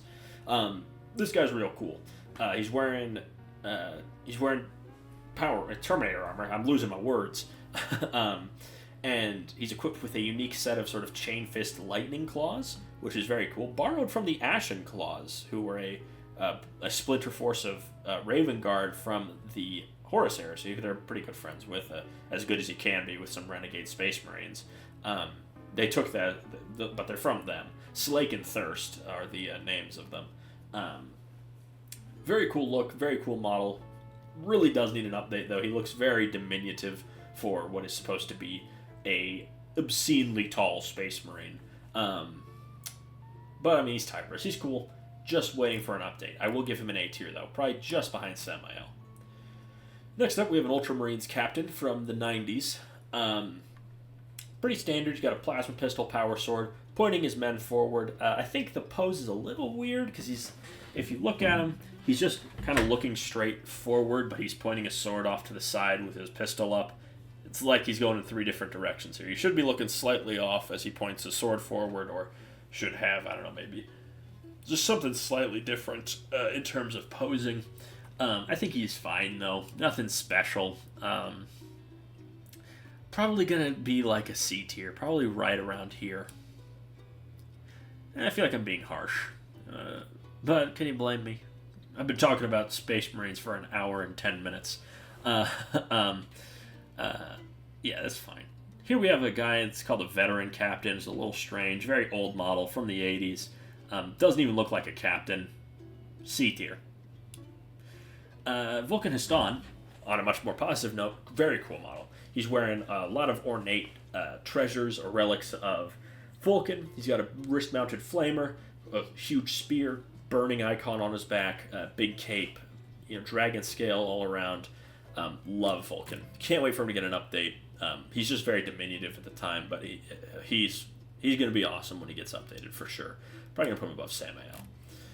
And then we have a wolf lord on wolf thing fighting for the space wolves in space on the planet of Fenris, which is named after wolves, and it's wolf, wolf, wolf, wolf, wolf, wolf, wolf. Yeah, the coolest thing about this is you get an old red brick marine on the base. Okay, and with that, we are finished. Very long tier list. I originally was just going to do the generic captains, but then I was like, no, I'll include the named characters, which ballooned this list an insane amount, from like 35 to almost 90. But I had fun talking about it. I hope you enjoyed this video. If there's anyone I ranked too low or too high, let me know what you thought down below, and I'll see you all next time. Hello everybody, my name is Spoons Rattling, and welcome to another video where we're following up on our little tier list series with the chaplains of the Space Marines. Of course, they act as the spiritual advisors and guides to their battle brothers, and act as warrior priests. When in combat, they shout and chant the litanies of the Codex and of their own teachings to inspire their brothers into a fiery fury to cut down the enemies of the Emperor. So chaplains have been a part of Warhammer's Space Marines for a very long time, so they have a decent amount of minis released for them, though not as much as captains, I will admit. And this is in general chronological order. I did, to the best of my ability, get these guys all into their right year order, and to solve the issue of people not really being able to see the miniatures that well, I'm gonna try something. And we're going to see how it goes. So first up, we start off in the first edition, Rogue Trader, with the first suite of chaplains, where the design is still not 100% concrete, and definitely still has some roughness around the edges. So let's start off with this guy. Oh, whoops, that's full screen. I don't want it to be full screen. So as you can see here, I have pulled the image up. Let's zoom in a little bit. Ooh, that's too much. There we go. So this guy is very much a proto-chaplain, and he is the Space Wolves chapter, as you can see by his Space Wolf logo right here, and you can see that the design is generally there. That didn't take long for chaplains to be fully refined, but you see he's got the teeth on his helmet, which is, and the ridges here sort of resemble cheekbones. It's going for the skull head design. And then he does have the skull shoulder pads, something that isn't as prevalent in chaplain designs these days, but the shoulder pads used to be a symbol of office for them, so it makes sense. This guy, though, does not have the Crozius, which makes him, of course, one of the very few chaplains to not be wielding that staff of office that most of them do wield. I think this guy, though, is lacking in something. Again, it's mainly the fact that he just has a bolter, which is a bit of a strange choice for a chaplain, but then again, they weren't as well defined then, so it kind of makes sense. And I think the model's fine, aside from that. He's very silly looking. A lot of these early chaplains kind of have like a chimp face going on, so it makes him look kind of monkey-like. But I think this model's fine. Nothing too special, and definitely not that recognizable as a chaplain. This guy could definitely pass as just like a fancy-looking veteran in artificer armor, so I'm going to be giving him probably a B tier, but probably near the bottom of that tier by the end of this. Next up, we have one of his compatriots, a chaplain with a sword and pistol. Now this guy is much more like a chaplain. If you look at his legs, of course, he's got some fancy trim going on. He's got a bolter in one hand and a power sword in the other. Again, no Crozius, but still I think this does get the idea of a chaplain across much better. And of course, his skull helmet looks more like a grinning skull, slightly more evil than the usually kind of stoic or even judgmental skulls we see for most chaplains. He also has a back banner with some admittedly nice freehand work back there. Of course, that is not part of the model, though. I think this guy gets the look across much better, and out of the proto-chaplains, I'd say is probably the best one, or one of it. He's up there in the early chaplains, just because he feels like he would fit in as a chaplain today. Of course, if you have to adjust the art style, of course, but I feel like this guy feels much more like a chaplain than the previous guy did. He feels more like a leader, even if he does look slightly insane, but hey, what good chaplain isn't slightly insane? This guy I'll be bumping up probably to an A tier. He's a very fun model, which I do like. Next up, we have the next one of our proto-chaplains. This guy is wielding a Crozius, so there's our first Crozius. But interestingly, his helmet, obviously I don't own this model, it's very hard to find models from this era, and I believe his helmet actually is not, it's just a beaky helmet, but the painter of this model freehanded a skull onto it, which is definitely a different look, and kind of an interesting one, honestly. It's kind of cool to take the usually very literal skull helmet and turn it into something more of a like a paint job instead of being a specially molded thing. He does have the skull shoulder pads going on, and his pose is interesting. He kind of looks like he's flexing, but that's just kind of a symptom of the time. But since he's wielding a Crozius, he definitely gets to look across a bit better. Not sure about the pose, and the helmet is a little weird. This guy's probably going to be closer to our first chaplain than our second. I'll be giving him a B tier. Next up, we have the fourth in line. So this guy really is getting the look across of a chaplain. You can see they very quickly settled on how chaplains are supposed to look. We definitely have some chimp face going on here. He's got a monkey face. Looks like like Planet of the Apes is what I'm trying to say. But he does have a Crozius. He's holding it high, and he's got a bolter. This guy feels the most like a chaplain we've seen so far, despite the slightly strange-looking face. Kind of looks like an old man grimacing, or again Planet of the Apes. I like the book. That's a classic sort of design for a chaplain.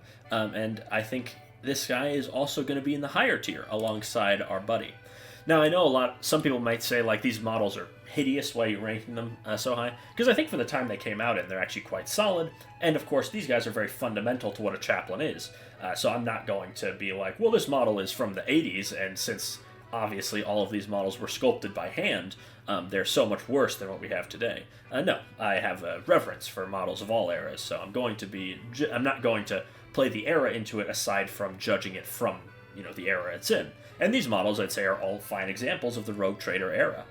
Next up, we have the next chaplain from this era. We have this guy who definitely does not look like a chaplain. He's got kind of a weird muzzle helmet going on from the Howling Griffins, so they've been around a long time. He's got a bit of a chainsword going on here. This guy doesn't quite get the feeling across. Also, look at how tiny this bolt pistol is. It's comical how small this bolt pistol is. This guy feels more so like he would be a sergeant than anything else. The black color, of course, does delineate him as a chaplain.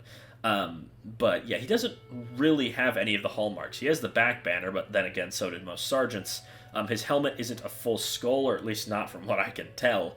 And he's not holding a Crozius. So yeah, I'll probably be giving this guy... I also don't think this model stands up as well as the others do. I will be giving this guy a C tier, unfortunately. Next up, we have our last chaplain of the first edition, and we're going out with a bang, to be sure. This obviously comes from a later catalog. You can simply tell by the way they did bases, and also the overall color scheme involving more black instead of the colored trousers of previous chaplains. So this guy's obviously painted up as a blood angel, or I presume.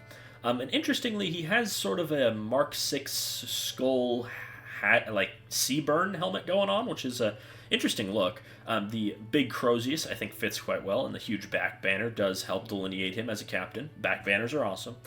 He's got the skull shoulder pads on and a big, silly-looking plasma pistol. Very Nerf. It reminds me of the Hive, like the Hive something or other from the Dart tagline. I'm weirdly knowledgeable on Nerf, so there may be more references to that later. But I think this guy, again, holds up very well, and I quite like the ginormous back banner. That is quite literally taller than he is. If you look at this, it is bigger than he is. I think he fits the chaplain mold quite well, and I'll also be giving him an A tier. Granted, these guys will probably end up on the lower end just because they don't have all the hallmark details yet, but such is the way of things. Next, we're on to 2nd edition, and first up we have this guy. So, now chaplains are fully refined. These guys definitely hit their stride very quickly, and as you can see by 2nd edition, this guy is just instantly recognizable as a chaplain. Big, exaggerated skull helmet that is leaving its sort of Planet of the Apes behind. The vibes of that, leaving that behind. His Crozius is a little bit more of a bit more refined as a staff of office, and his bolt pistol, of course, doesn't look ridiculous anymore. This guy, I think, works quite well. He's doing a classic charge the men forward, which makes perfect sense for a chaplain. He's got the back banner going on, which is always a plus. And I do like how noticeable his rosary is. That's something that I feel like has sort of faded into the background of some chaplain models, is their rosary being not as noticeable, despite the fact that's where they get their invulnerable save from. So I do quite like this guy. I think he's definitely the best chaplain we've looked at so far. and is overall very cool. I do realize I actually did do this slightly backwards. However, I will be giving this guy an A tier easily. Where are you, my friend? It's not you, it's you. This guy. So this is our next chaplain to look at. Again, we're just into full chaplain. At this point, there's no sort of vestigial designs left. Big rosary, skull helmet. This guy's going for a more stylized look than the last guy. Big Crozius, big back banner, aggressive posing, fits super well. I'd say I prefer the other guy more. I think his skull helmet is a bit better done, but I think this guy is also fantastic.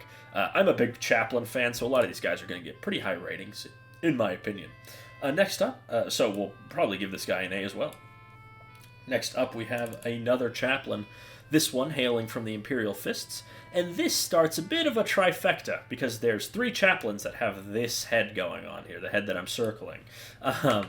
But these guys all have this kind of bionic head. It's not a full half bionic face, but it's this one eye. We see this design crop up multiple times, and is sort of the Captain Centos of Chaplains. If you don't know what I'm talking about, it's a Captain model from the 90s that got redone several times.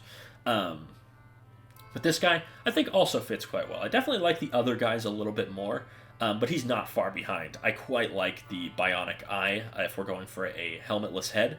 And I still think the sort of triumphant raising the Crozius pose looks really good, even if the rest of his pose kind of lets it down. But that's not unusual. A lot of the Space Marines have kind of the same squat, bow-legged appearance in the 90s.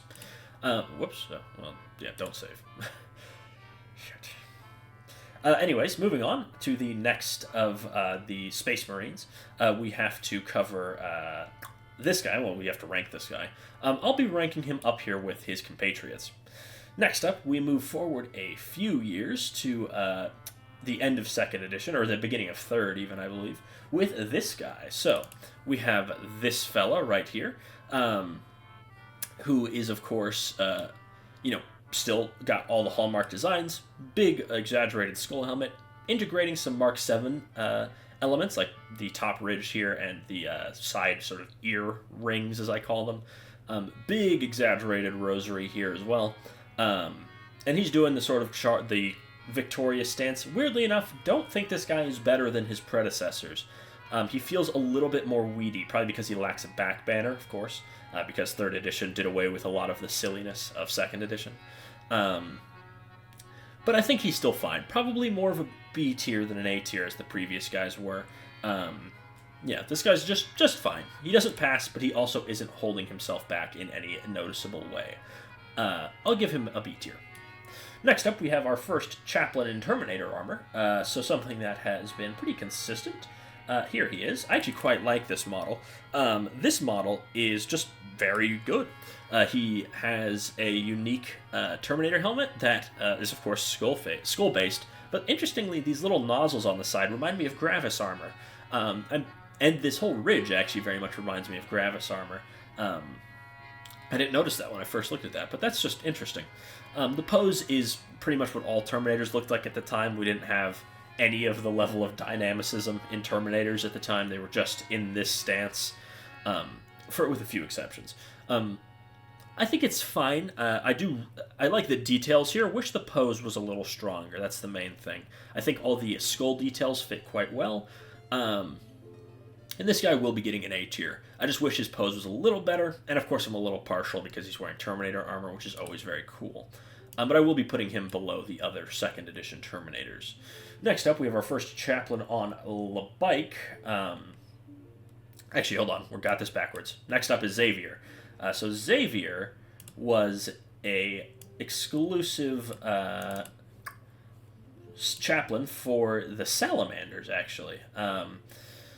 So this guy came out in about 2003, around the same time as the Bike Chaplain. I quite like him. There's definitely a noticeable jump in quality here. Obviously, there's been several years we're moving more towards a more refined level of proportion.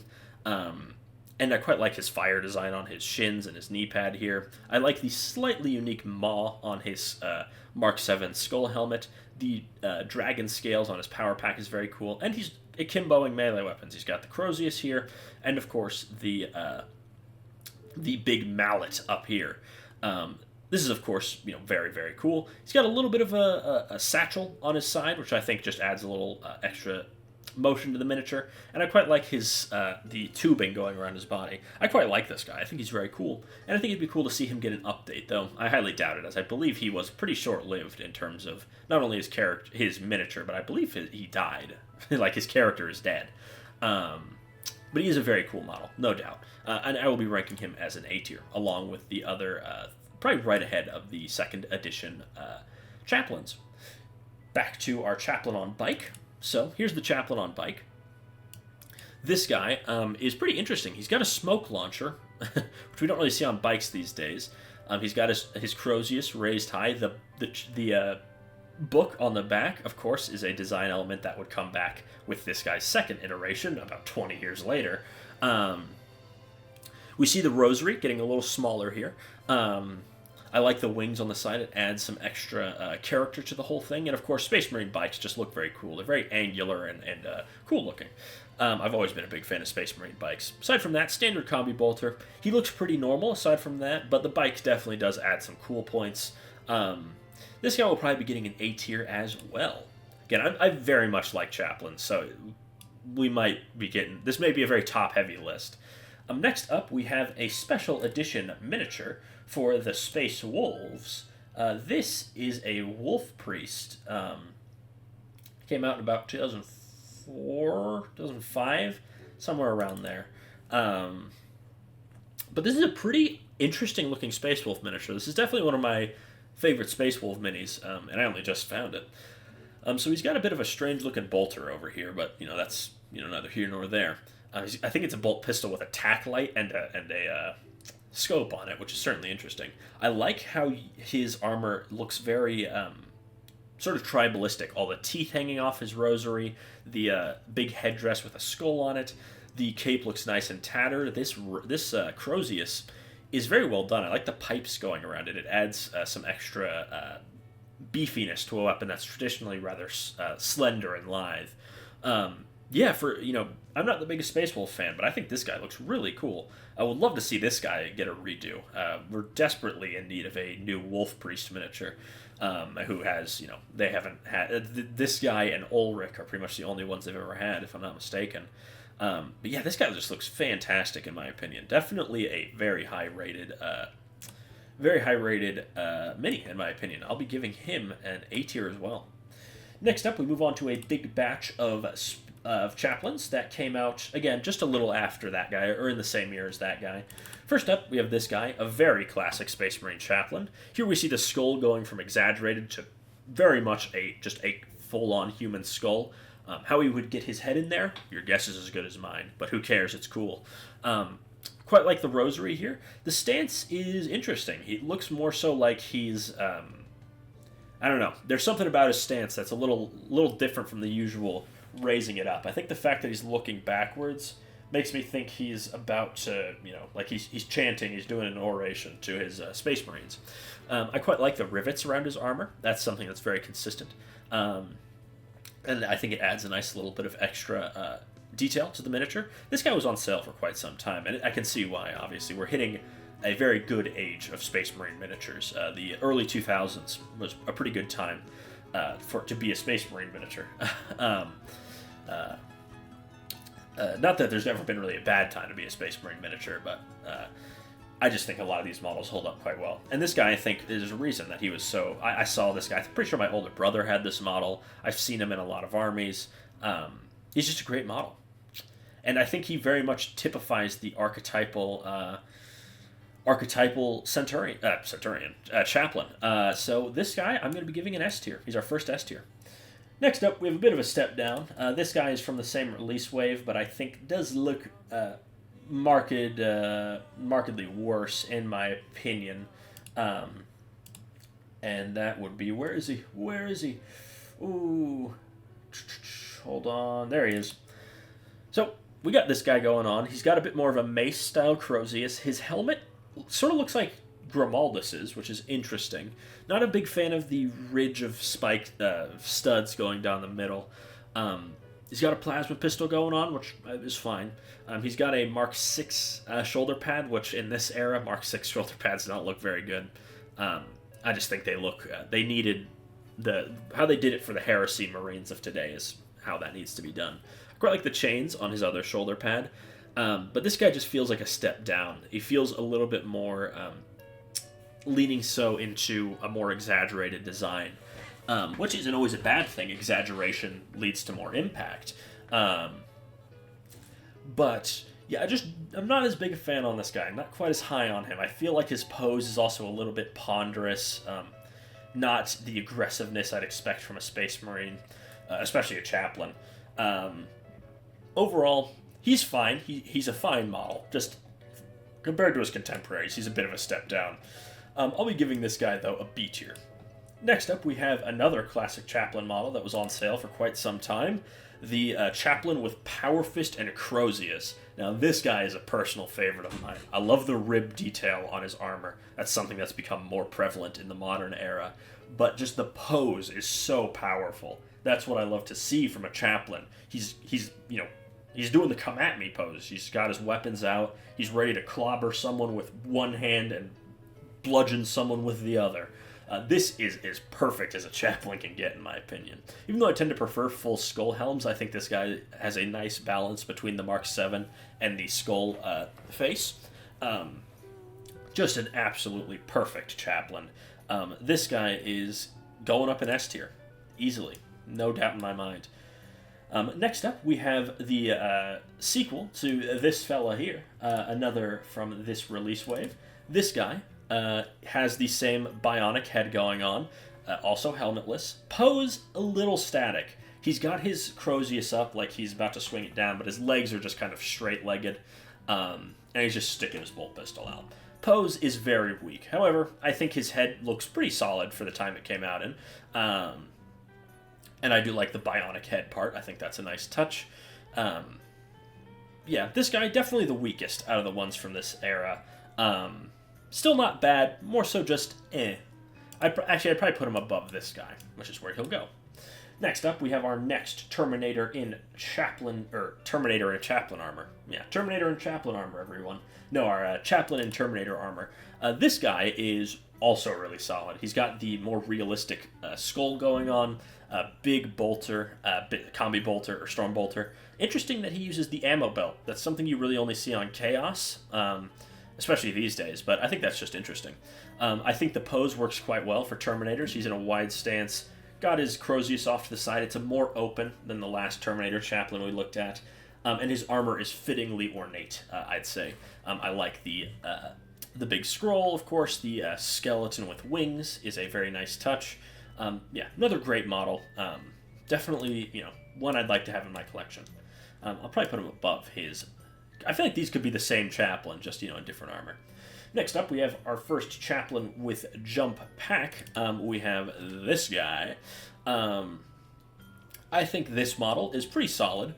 I like the pose. It's very triumphant and imposing. It will have him stick out among his assault marines very well. I like the quad chain, not only rosary, I believe this is most jump packs have that sort of mechanism on, so I believe that's what this is pulling double duty for.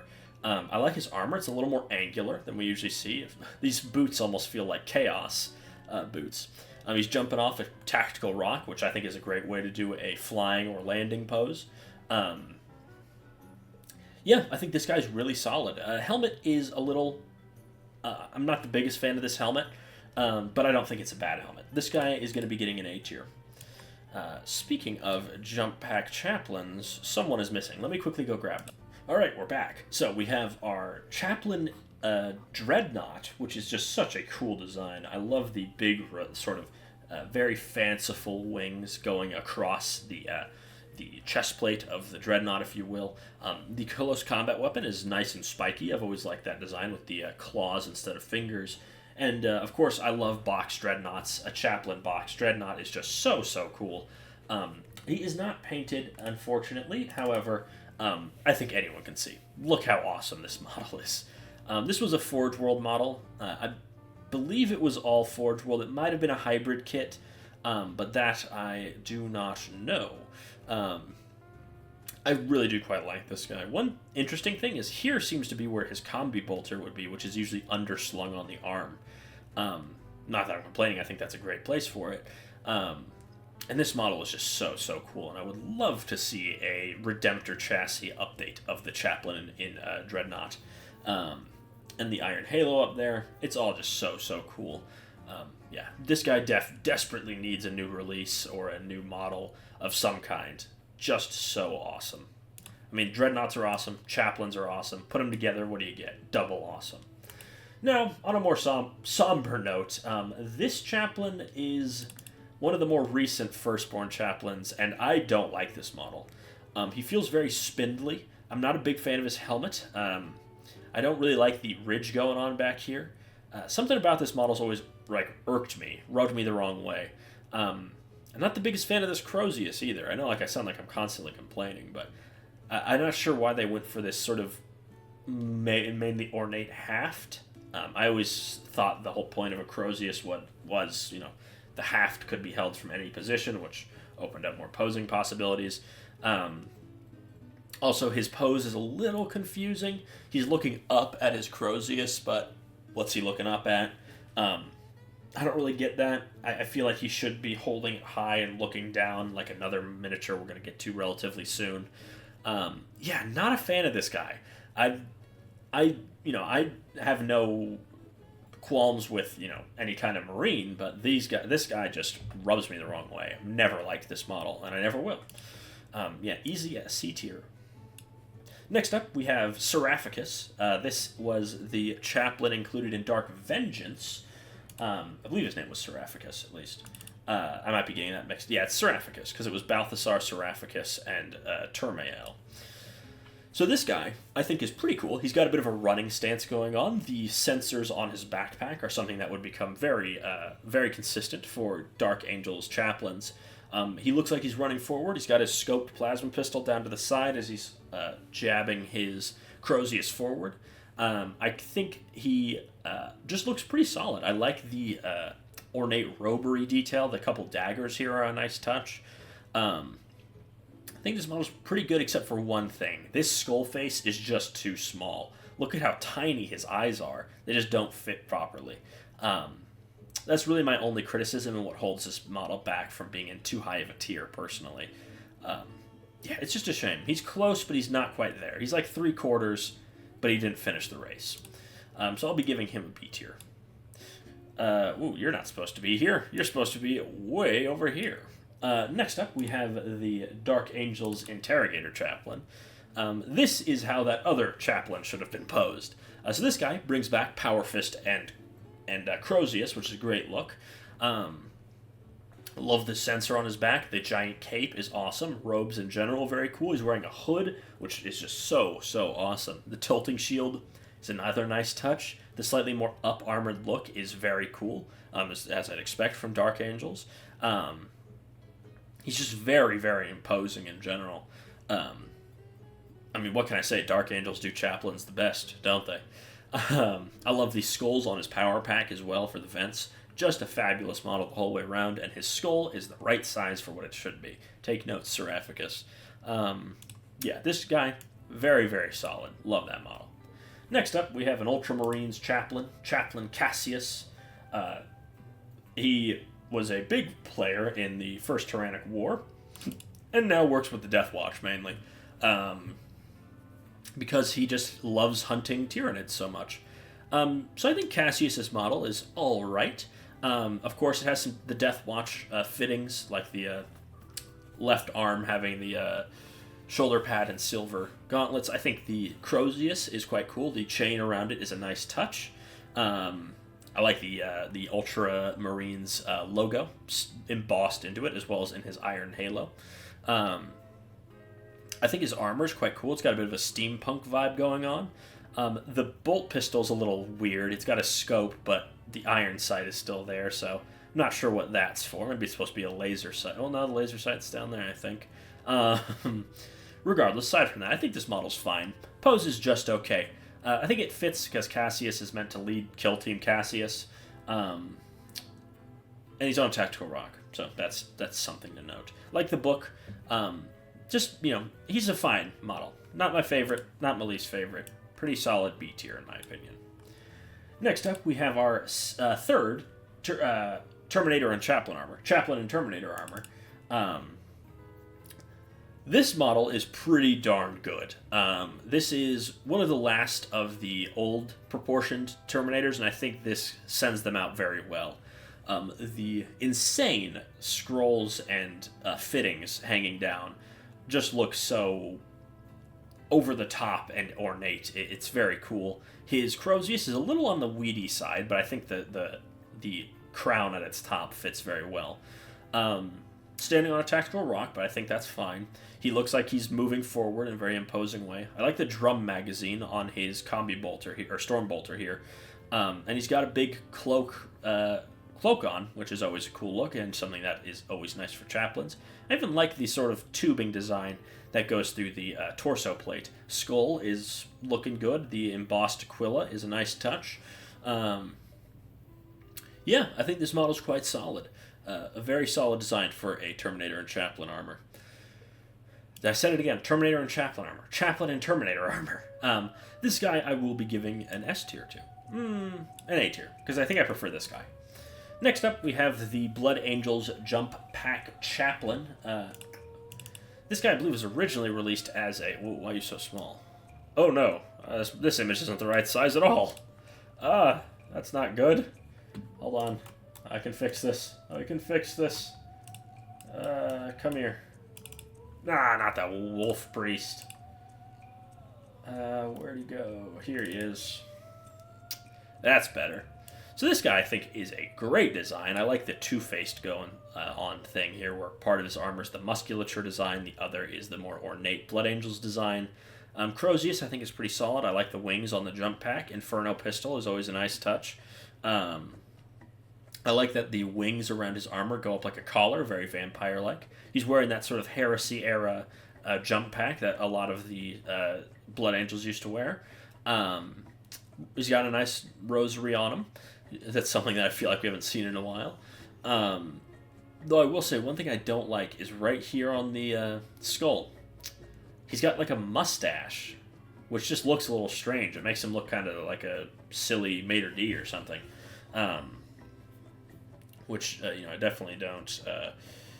definitely not a fan of that. But I think the rest of the model is very solid, very cool, very Blood Angel specific, but that's not a bad thing. I like the wing blood droplets on the wings, and the shoulder pads are very nice and ornate. Definitely a solid model.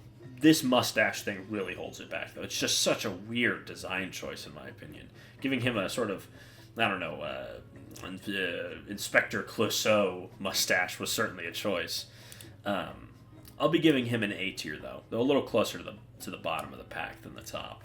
But it's still a very good model. Just, actually, I think I'll probably drop him down to the other jump pack Chaplain.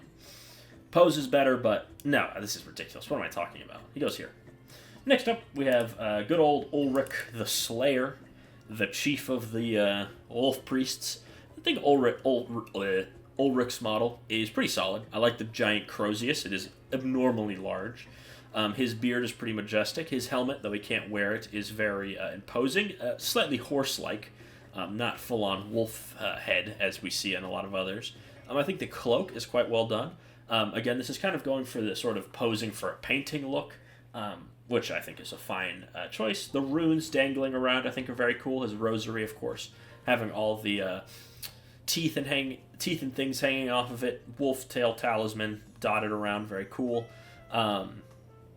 Yeah, I think this model's pretty darn solid. Definitely another... I think I maybe just like the Wolf Priests. Another solid Space Wolf model. We'll be giving this guy probably just a little behind this guy, personally. I like this one more. Next up, we have the current most generic Chaplain known to man, and that is not at all a knock against him, because this Chaplain is amazing. I think the idea of giving them all these very heavy-set jackets is just a great idea. He's wearing a hood. I like it. The skull is a nice size. The iron halo over his head is awesome. It's just usually we see those sticking straight up, but having it slanted slightly forward just adds something to it. The pose is great. He's in a very much...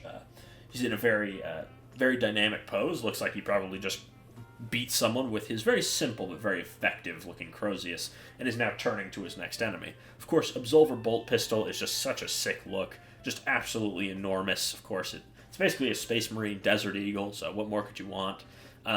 This model is just absolutely fantastic. Every time I see it, I love it. And I love the rib design coming back on his armor. And the dangling down of scriptures, I think, is just a great look in general. It's a very fluid model, absolutely fantastic. Chaplains just never lose, do they? This guy's easily getting an S tier. Easy. Next up, we have the Indomitus Chaplain, who is right here. So this is, again, we see the return of this exact face right here, with the bionics in it. Pose is very good. He's doing the classic call, charge the men forward. Another Absolver Bolt Pistol, always a great look. Unfortunately, it doesn't have a helmet option. I do like the slight Chaplain redesign of giving them this just ever so subtle rib design. It just adds to the motif, I think. Giant iron halo, very cool. Love the this is a badge from Indomitus hanging off his belt. I believe that's his rosary as well. The trim is very ornate and fancy. Just an absolutely fabulous model, and a great end to the lineage of Bionic Chaplain guy. Love the hose, love the whole look for this. It just adds, it's somehow makes the face just far more interesting than just a plain bald head. Yeah, fantastic model. Yeah, that's it. This guy, though, definitely not an S tier, but probably an A tier, probably hanging out around here. Next up, we have another masterclass model, the Primaris Chaplain on bike. So we have the rib design being reintegrated, but instead of the full-on ribs, it's just the dentations in his armor. I love the Crozius itself is very imposing and large. The pose is fantastic. Looks like he just rolled up, leaning off to the side and raising that up as an explosion goes off behind him. The giant book chained down to his bike is just fantastic. The twin bolt rifles, the Primaris bikes just look great in general. Love the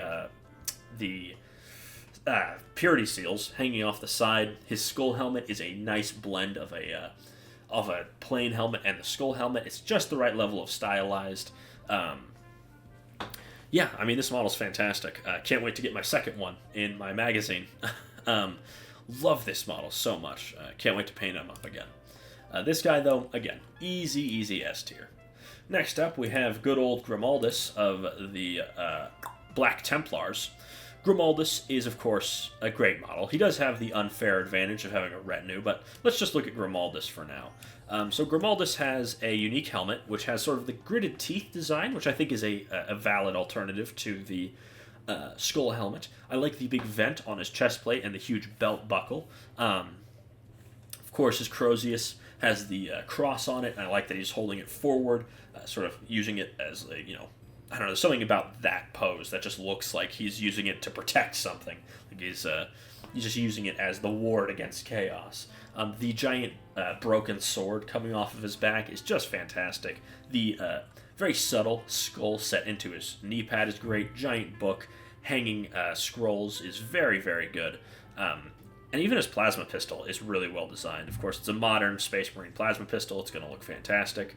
And of course, he has his servitor buddies with him, all of which are also fantastic models. Love this giant banner. Yeah, can't get enough of Grimaldus. Fantastic model. Not my absolute favorite, but he's definitely going up in S tier for sure. Next up, we have good old... Ooh, these should be flipped. So before we get into good old, we have to cover the current Terminator and Chaplain in Terminator armor. Keep saying that backwards. This guy, I think, is pretty solid. He has the sort of vague rib design on his chest plate, which I quite like. He's got the dangling scripture from his belt. The belt buckle itself is just a really sick cross design, almost a Crux Terminatus-like. I like the trim on his shins. The rosary with the reliquary is a very nice touch. His Stormbolter, of course, looks fantastic. Modern Stormbolters always look great. And I think his Crozius, it has two heads. This is definitely the worst of the two. The other one has this huge cross section on it, which is cool. And he can take a storm shield. The fact we haven't had a chaplain with a storm shield before this guy is insane, because that is just the coolest look known to man. Of course, not seen here, but of course he does also have a standard skull helmet. Looks very good. I think this model is a very, very successful design of Terminator and Chaplain armor. I'm gonna put it below the this guy, but you know, and also I'll put the Chaplain the Chaplain in Dreadnought above him. But yeah, just a fantastic model in my opinion. Again, I love Chaplains. I can't contain that. Next up, we have perhaps the best model on this list, the modern day Asmodai. And Asmodai is just a killer model. This guy gets the look of an imposing, mysterious chaplain across better than anyone else. Giant rosary, which is nice to see returned. The sword and Crozius design is just really cool. Something that he had in the 90s, then they took away from him for some reason. But they brought it back. This is based directly on a classic piece of artwork. Love the iron halo going over his head. And of course, the hooded helmet is just the coolest look for a Space Marine. The pose has such power to it. The handcuffs hanging off his belt fit with the interrogator theme, and just the way he has that sword planted in that trader's helmet just fits so well. It's very clearly just after a battle as the censer smoke settles around him and wreaths him in this mysterious fog. Asmodai's model is just fantastic. His power pack is very ornate and fancy. Can't get enough of this model. Just a fabulous design overall. Asmodai for the win. Easily S tier. Though he's not alone, we also have two other great models. First up, we're starting with, in my opinion, the better of the two, Asterath, the High Chaplain of the Blood Angels. This guy, of course, can detect when the Blood Angels near him are about to go totally mad. That is, of course, very helpful. He has a great redesign. His old model made him look weird and fat. I hated old Asterath. But with the redesign, you see how cool he actually can look. The giant black wings just makes him look so imposing on the battlefield. The spine axe is such a cool design. Having the spine as the haft and, of course, or the handle, if you will, and just the power axe itself looks great. The armor is super ornate, not quite as good as Mephiston's, but very solid in its own right. The skulls on the knee pads, he looks very fast and agile for a Space Marine, which is exactly what he is. He's flying around with the Death Company. And the mask looks so much better. I used to think that's just what his face looked like with the old model, because it wasn't clear it was a mask, so I thought it was just some sort of weird face. But no, he's wearing a mask, and I think it looks far better here than anywhere else. Asterath, fabulous model. I'm going to be giving him a S tier, probably a little closer to the bottom of the pile, but still, Asterath looks fantastic. And next up, we have our final entrant into this video, Lamartise. Another, in my opinion, very successful new design for Lamartise. Not that his old design was bad. Lamartise has always looked cool, except for his first model. I think that one looked pretty bad, actually. But Lamartise just looks fantastic. Not only is the pose a very interesting take on a jump pack character, you know, he's stepping down because Lamartise is constantly going more and more insane, stepping into madness. Big bolt pistol, very solid choice. The goblet Crozius is very cool. The iron rib cage, I think, fits well. Of course, they keep Lamartise in stasis anytime he's not currently fighting, so I think going for this sort of iron-bound look fits. You know, that's how they contain him. And of course, the jump pack looks fabulous. Giant iron halo going on also looks great. Yeah, I think Lamartise looks great. I like the bearing teeth motif of his helmet. Yeah, I think it just looks great. Yeah, I love Lamartise. This guy, though, I'll be probably ranking I said I liked Asterath more, but I think I like Lamartise more. Anyways, I've been Spoons Rattling. I hope you enjoyed this video. Make sure to let me know what you thought down below, and I will see you all next time. Hello, everybody. My name is Spoons Rattling, and welcome to another tier list video. Wrapping up our trifecta of Space Marine characters, the core ones at least, we have the Librarians. Of course, these are the psychic warriors and guardians of knowledge and lore of the Space Marines. They are some of the most venerated or feared, and also respected by the chapter command as advisors, as well as mentors. Of course, librarians have been around forever, effectively, and we're going to be covering most of them here. Of course, I'm sure there may be some that I have missed, and I'm not including the Horus Heresy librarians.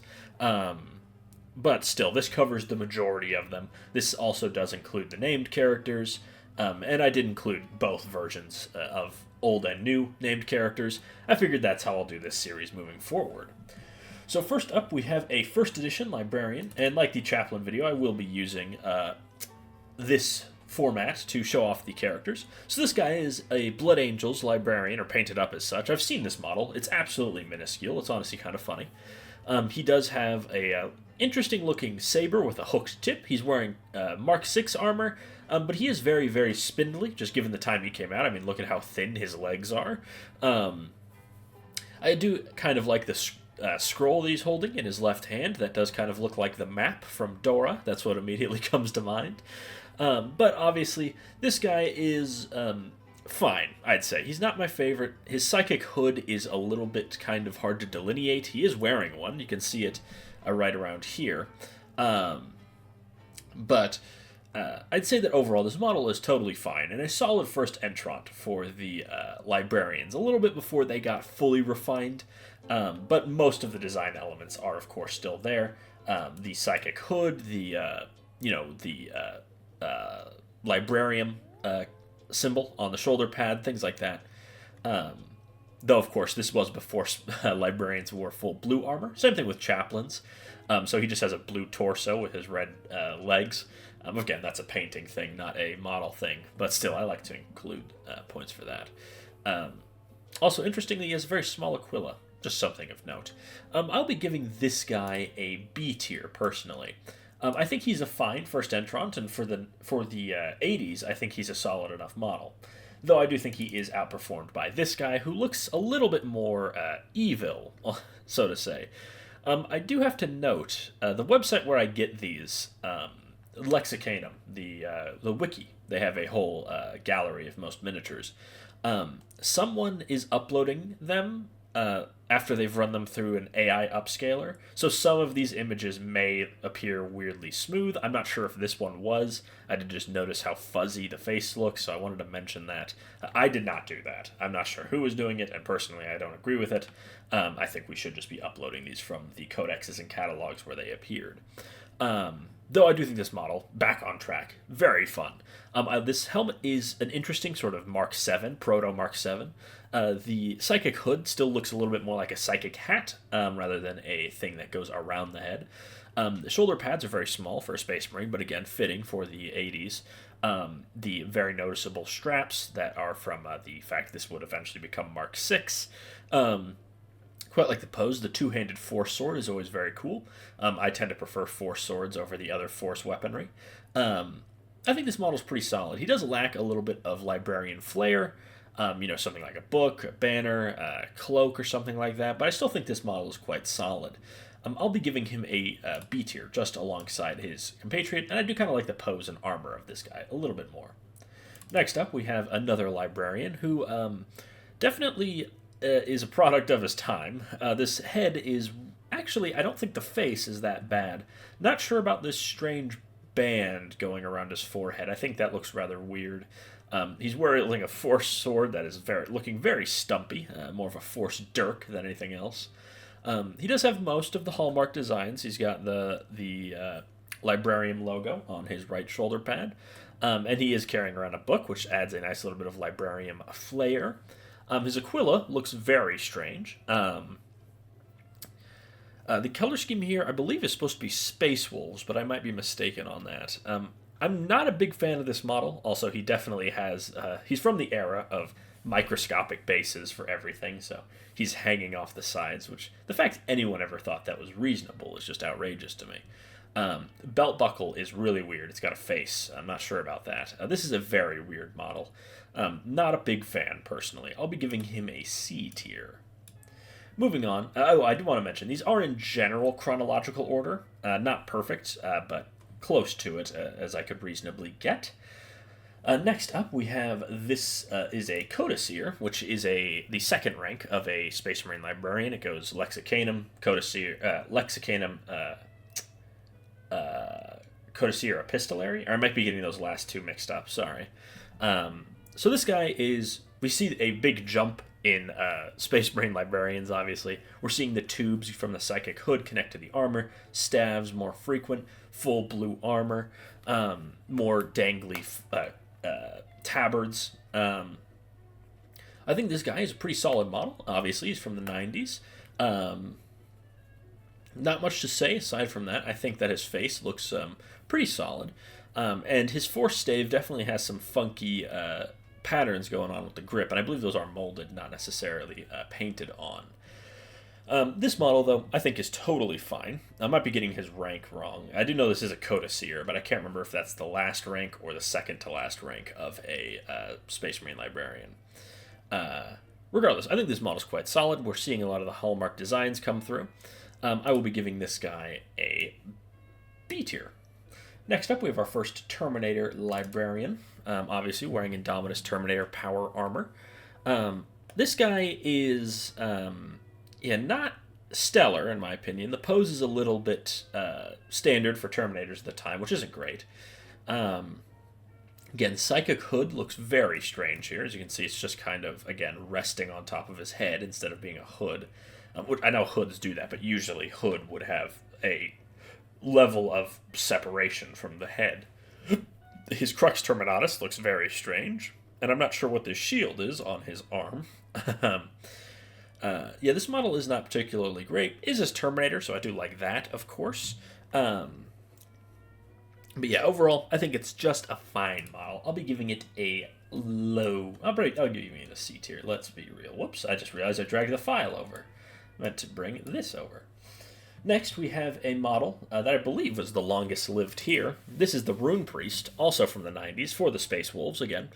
This model was on sale, I think, up until a few years ago, which you can tell because he has the white background of the modern 40K Warhammer website, rather. And this model is very... I think it's better than the other Terminator Librarian. Of course, the photography's done better. The paint scheme is fairly standard for Space Wolves, but just the runes are a little all over the place. Makes him kind of look like he's wearing, like, alphabet soup armor.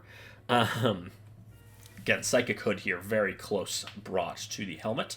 Though I will say I like this guy more than the other Terminator Librarian we looked at. And it's a Rune Priest is the Space Wolf equivalent of a Librarian. Sorry, forgot the word for a second. He's equipped with a little force spear or forced glaive. It looks a little stumpy to be like a... I'm not actually sure. This might be a force axe, technically. But, yeah, overall, I think the model looks fine. I think for the era he came out in, he's alright. The runes just is an odd way of doing it, having them be every which way, all over the armor. I'll be giving this guy a B tier, though. I think he's a fine model, probably right here. We're dipping back into our regular armored Space Marines with this Alexicanum here. Or no, this isn't Alexicanum. He's wearing a Psychic Hood. So this guy, again, second edition, fairly standard, wearing a full set of Mark 7, which is always a nice look. He is Ultramarines, of course, which you can tell by his shoulder pad. The Psychic Hood is starting to get more of that separation from the helmet, which I do much prefer. I do like the fact that his belt buckle is a book, which is just kind of a fun look. Force Axe, I think, looks alright. Not the biggest fan of Force Axes in general. But I think this model's quite solid. Probably prefer the second edition Librarian we looked at, but this guy's not going to be ranking that far behind. Probably right here. Next up, we have yet another Space Marine Librarian. This guy painted up in Blood Angel's livery. So this guy is very similar to the first guy we looked at, if not this. Like, the face is almost identical. The pose is really the only differential here. Of course, back banner is always a nice touch. This guy is a full-on, he's a max rank prestige librarian. You can tell by the design on his tabard. I think the force stave looks nice and imposing, even though the fact that it is significantly taller than him. The bolt pistol is just a bolt pistol. We haven't seen anything too unique there. And the posing's just fine. Nothing too special, but pretty standard for the 90s. This guy will be earning a similar rank to the other ones we've looked at so far. Next up, we do have this is the Lexicanum I was thinking of. You can see how I would make that mistake, given the fact that this guy in that this librarian look so similar. Of course, you can tell he lacks a psychic hood, which is the telltale sign of a lexicanum. They've just joined the librarium. Again, we've got a force axe going on. I think the pose is pretty solid. The standard sort of leader pose from the 90s. Again, bolt pistol, force axe, standard loadout, nothing special. This guy definitely looks the least flashy of all the librarians we've looked at so far, which makes sense. But I quite like him. I think for the time he came out, and he's a very nice rendition of a Mark VII Marine. So I'll be giving him a B tier, probably just ahead of his Rogue Trader brothers. Next up, we have this fella, who is another librarian. Not the biggest fan of this guy's pose. It's very strange with the sword that super close in. I mean, it's putting his hand right next to his chest plate, which is just weird. Definitely some lopsided eyes going on, which isn't the most uncommon. That's just very noticeable here. And then having the bolt pistol off to the side. I'm not really sure what they were going with this pose. And yeah, I'm not a big fan of this guy. He seems almost melted. Yeah, again, probably the weakest one we've looked at from this era. I'll be giving him a C tier, personally. Next up, we have yet another librarian. This guy's actually a lexicanum. Again, you can tell by the lack of a psychic hood. Loadout, pretty standard. I do tend to prefer force swords to other force weaponry. Bolt pistol is standard issue for the time. Face is looking a little on the extra blocky side. Oh, excuse me, I just had to yawn. He's got a bit of a chain going on to denote his rank. Tabard is fairly standard. I do like the level of motion in the pose. He's, leaning forward. Probably would have liked maybe if he was holding one of his weapons in a more aggressive stance. Almost feels like there's some Slambo inspiration going on here. Not quite as much as this guy here. This guy has a very Slambo-esque pose with that axe. But yeah, this model, I think, is solid. Just solid. Nothing more, nothing less. I'll be giving him a B tier. Again, passing, but not lagging behind too much or excelling. Next up, we have our first named Psyker. We have Tigerius of the Ultramarines in his 90s incarnation. He is wearing standard power armor here. He will jump through power armor types as we cover his various miniatures. I think this guy looks quite solid. He's got the very ornate force staff, which, again, fits. He is a named character after all. His armor's nice and ornate. I like the cloak that he's got going on. The lightning bolts add some interesting imagery and texture to his armor. And I like that he's got a scope on his bolt pistol. His psychic hood is very intense, lots of wires, and the librarian symbol at its top is a nice touch as well. Yeah, overall, I think Tigerius is very effective. Out of the Marines we've looked at, he's probably the best one so far, which I think is totally fitting, again, given he is a named character, not just a no-name librarian. Alright, I will be giving this guy a B tier, at the very top of the tier, though. Next up, we have another Terminator Librarian, again, in effectively the exact same pose as the other ones we've looked at. This guy does have an interesting sort of three-quarters helmet going on. Ugh. Oh, man, I don't know why I'm so tired, sorry. Stormbolter, looking very rotund, which is definitely an interesting look. Force Axe, again. Not my favorite weapon. Pose is exactly the same as all the Chaplains we've looked at. The Chaplain Terminator had this. The other Librarian Terminators we looked at had this. I think even some of the Captain Terminators had this pose. It's just so basic. Again, these were super chunky models for the time, though, so I can see why making them into anything more advanced would be difficult, especially when they're on these microscopic 25mm bases. That's right. This is a Terminator on a 25mm base, which is just laughable. I will say, I do think his Psychic Hood looks very, very nice. Armor in general looking very good. The pipes are always a nice touch. And I like the Lightning Bolt on his Crux Terminatus over here.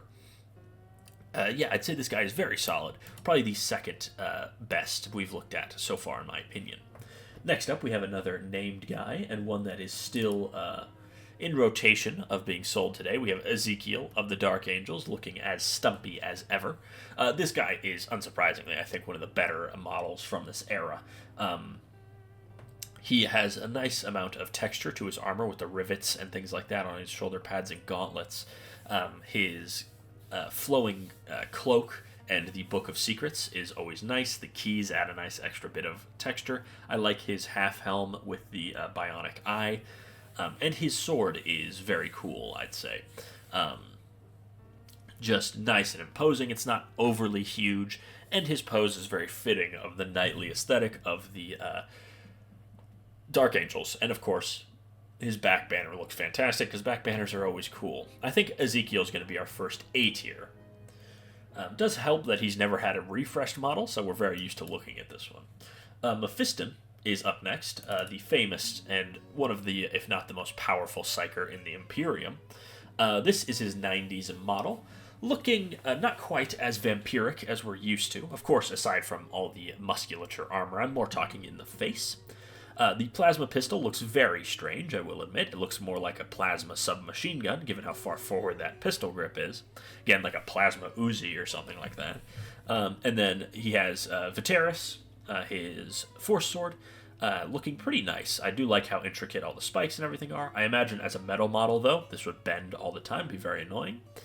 His insanely huge psychic hood / vampire collar is interesting, given the fact that it's about half his height. And his cloak overall, I think, is quite interesting. He feels very secretive and ponderous.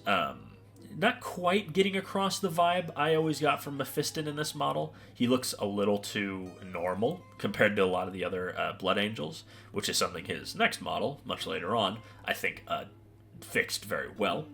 But this model, I think, is still very good. I'm going to put him right behind Ezekiel, personally. Yet again, another named character, Njal Stormcaller. Similar to Tigurius. Here he is actually wearing standard power armor. And this model definitely is a step down from Mephiston and Ezekiel. Not even from just a I'm not a big Space Wolves guy perspective. I just think this model looks worse. Pose is interesting. It's interesting that he's doing the pose and then his bird is doing the same pose. But yeah, I don't think this model works very well. I think his psychic hood is a little too bulky. And again, it's just weird having his bird do the same pose he's doing. Yeah, not a fan of this model. It's not horrible, but just a big step down from the other named characters of this era, personally. I'll be giving him a B tier, probably right here. Next up, we have the... we're moving on to the Knots, basically, early 2000s.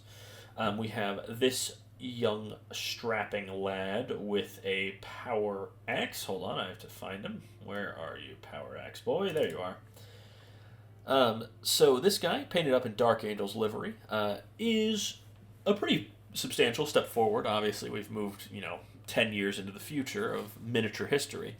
His proportions are a little better. Pose, much better. He's, charging. He's, calling out with the troops. Plasma pistol looking nice and round, which I always appreciate. I like the robe wrapped around him and the scripture, and not only in the tubes attached to his belt, but also wrapped around his leg. And the 3-claw scar is always a good look on his face, where his bionic eye is. This guy is a pretty solid miniature, in my opinion. This released around the same time as a big wave of chaplains, where they were very much flushing out the generic Space Marine options from their 90s vestiges.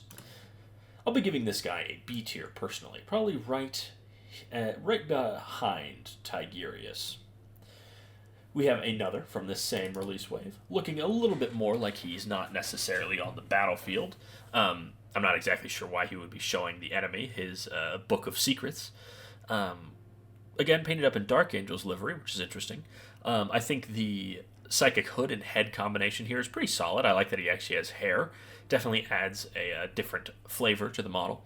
The insane haft of his force staff is definitely interesting, as is the double-headed eagle at its top.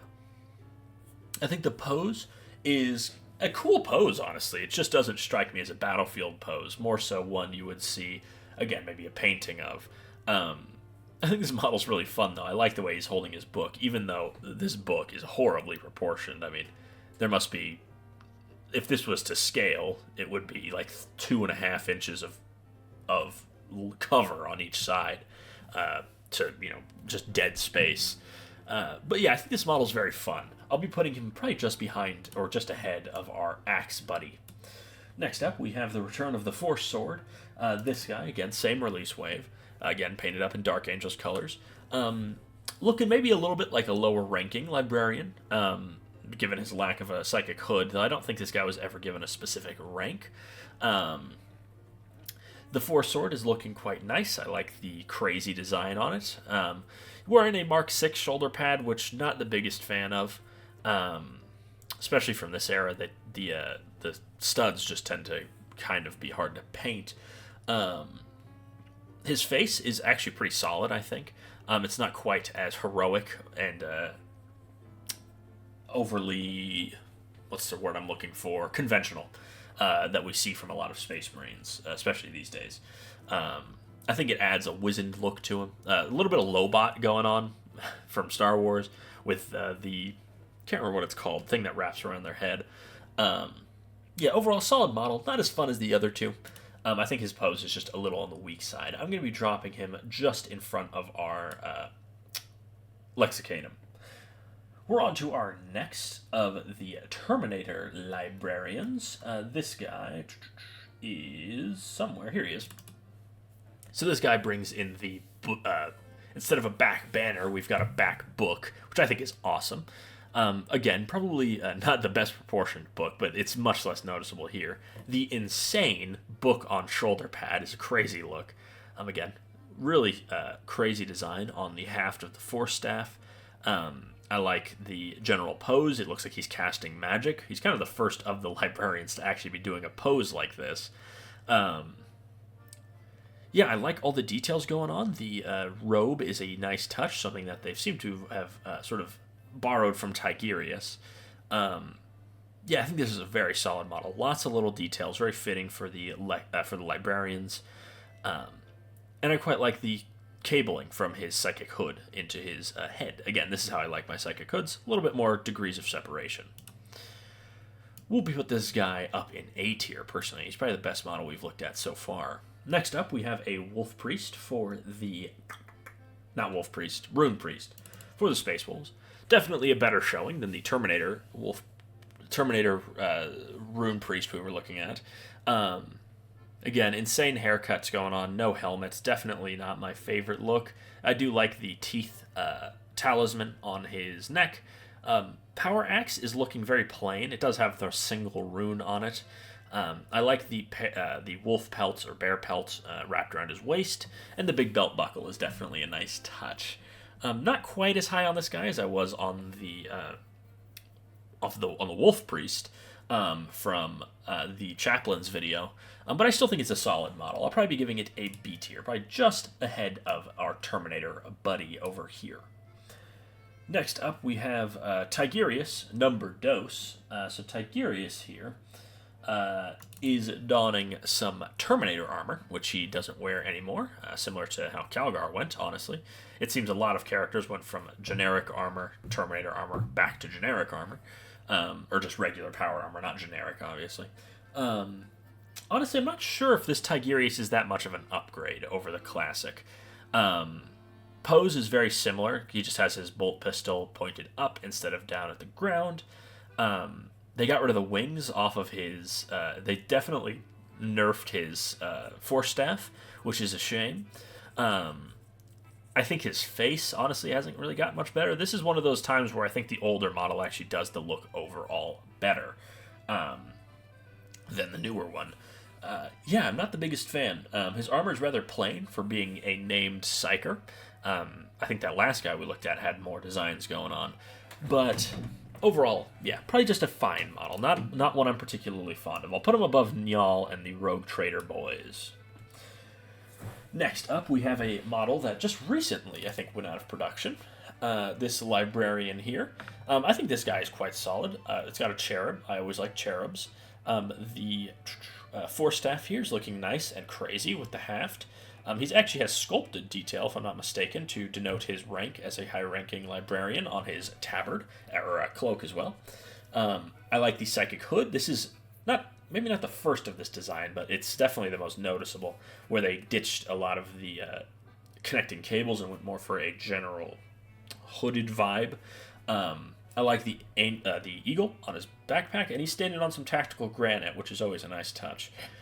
Yeah, I think this model is probably the best model we've looked at so far. We're going through a pretty good age of models. Next up, we have a space marine by the name of Callisterius, or as you probably better know him, Mephiston. This is Mephiston, before Mephiston became Mephiston. Callisterius was his name, then he succumbed to the Black Rage, but overcame it, and was reborn as Mephiston. This was a Space Hulk miniature, as you can tell by his decorative base. But looking at him, I think he's quite cool. The double-headed power axe, or force axe, looks much better than single-headed. I think his face is nice and scrutinizing.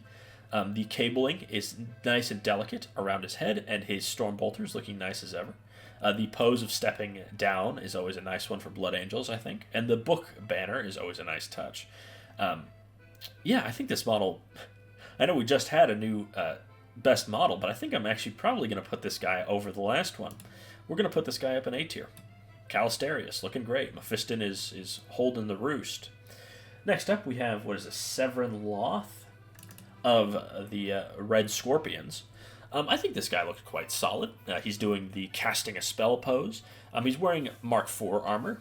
He's looking a little more lanky than we usually see from Space Marines, but a lot of these Red Scorpion Marines have slightly thinner and longer proportions than the Plastic Marines, as they were all Forge World kids.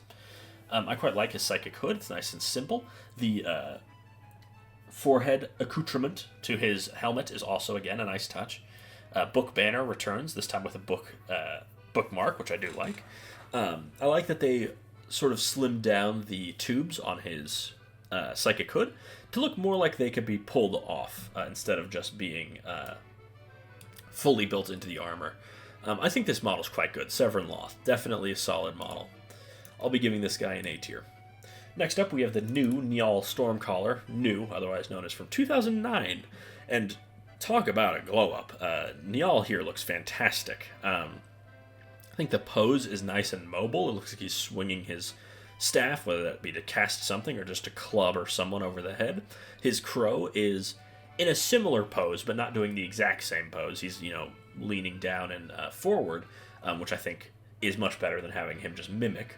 The giant skinned wolf that he wears on him is looking surprisingly realistic with those dead eyes. Yeah, I think Njal is one of the better, not only Finecast models, but one of the better Space Wolf models in general. This was definitely a good era for Space Wolves minis. Yeah, I think he looks very solid. I'll probably put him just behind this Librarian here. Next up, we have the Terminator Librarian, who just is available, I believe, only in the... What's it called? Why can't I think? The Grey Knights Combat Patrol, sorry. I'm going to put this guy. I think we may be missing a miniature. Give me just a second. Never mind, I found him. Okay, so where were we? Oh yes, this model with his bolter and staff combo, available only in the Grey Knights Combat Patrol these days. I think this model is quite solid. Not quite as overly detailed as some of the earlier Terminator Librarians are. I like the banner book, is what I'll call it. We've got a tactile rock going on. Not sure about the purity seals on the cape. It's an interesting choice. Not one I would necessarily go for myself, though. We're definitely... Staff here is not quite as crazy as some of the other ones we've seen, even though it is a force staff. Definitely feels a bit sad to have that go away, on this model at least. Pose is just okay. Overall, just okay. Probably not much of an upgrade to the one who preceded him, which is why he's going to be ranked lower than him. Right here. He's still a solid model, but I prefer this guy. Next up, we have Termiel or Termile, whatever you want to say, of the Dark Angels. This guy was, of course, in Dark Vengeance. I think this guy does the job quite well. Could definitely make a pretty interesting Ezekiel out of this guy, I'm certain. I like the casting a spell pose, of course. He looks very focused, almost evil in his facial expressions. And his Force Sword is nice and upright. Probably not my all-time favorite model, out of the Librarians at least, but he's very solid in my opinion. Maybe I would have not gone with the sword like this. Maybe I would have gone down to the side, something like that, maybe. Just to make the pose look a little bit more open, but again, I think it's a solid model, just not the absolute best. I'll be putting him just behind Tigurius here.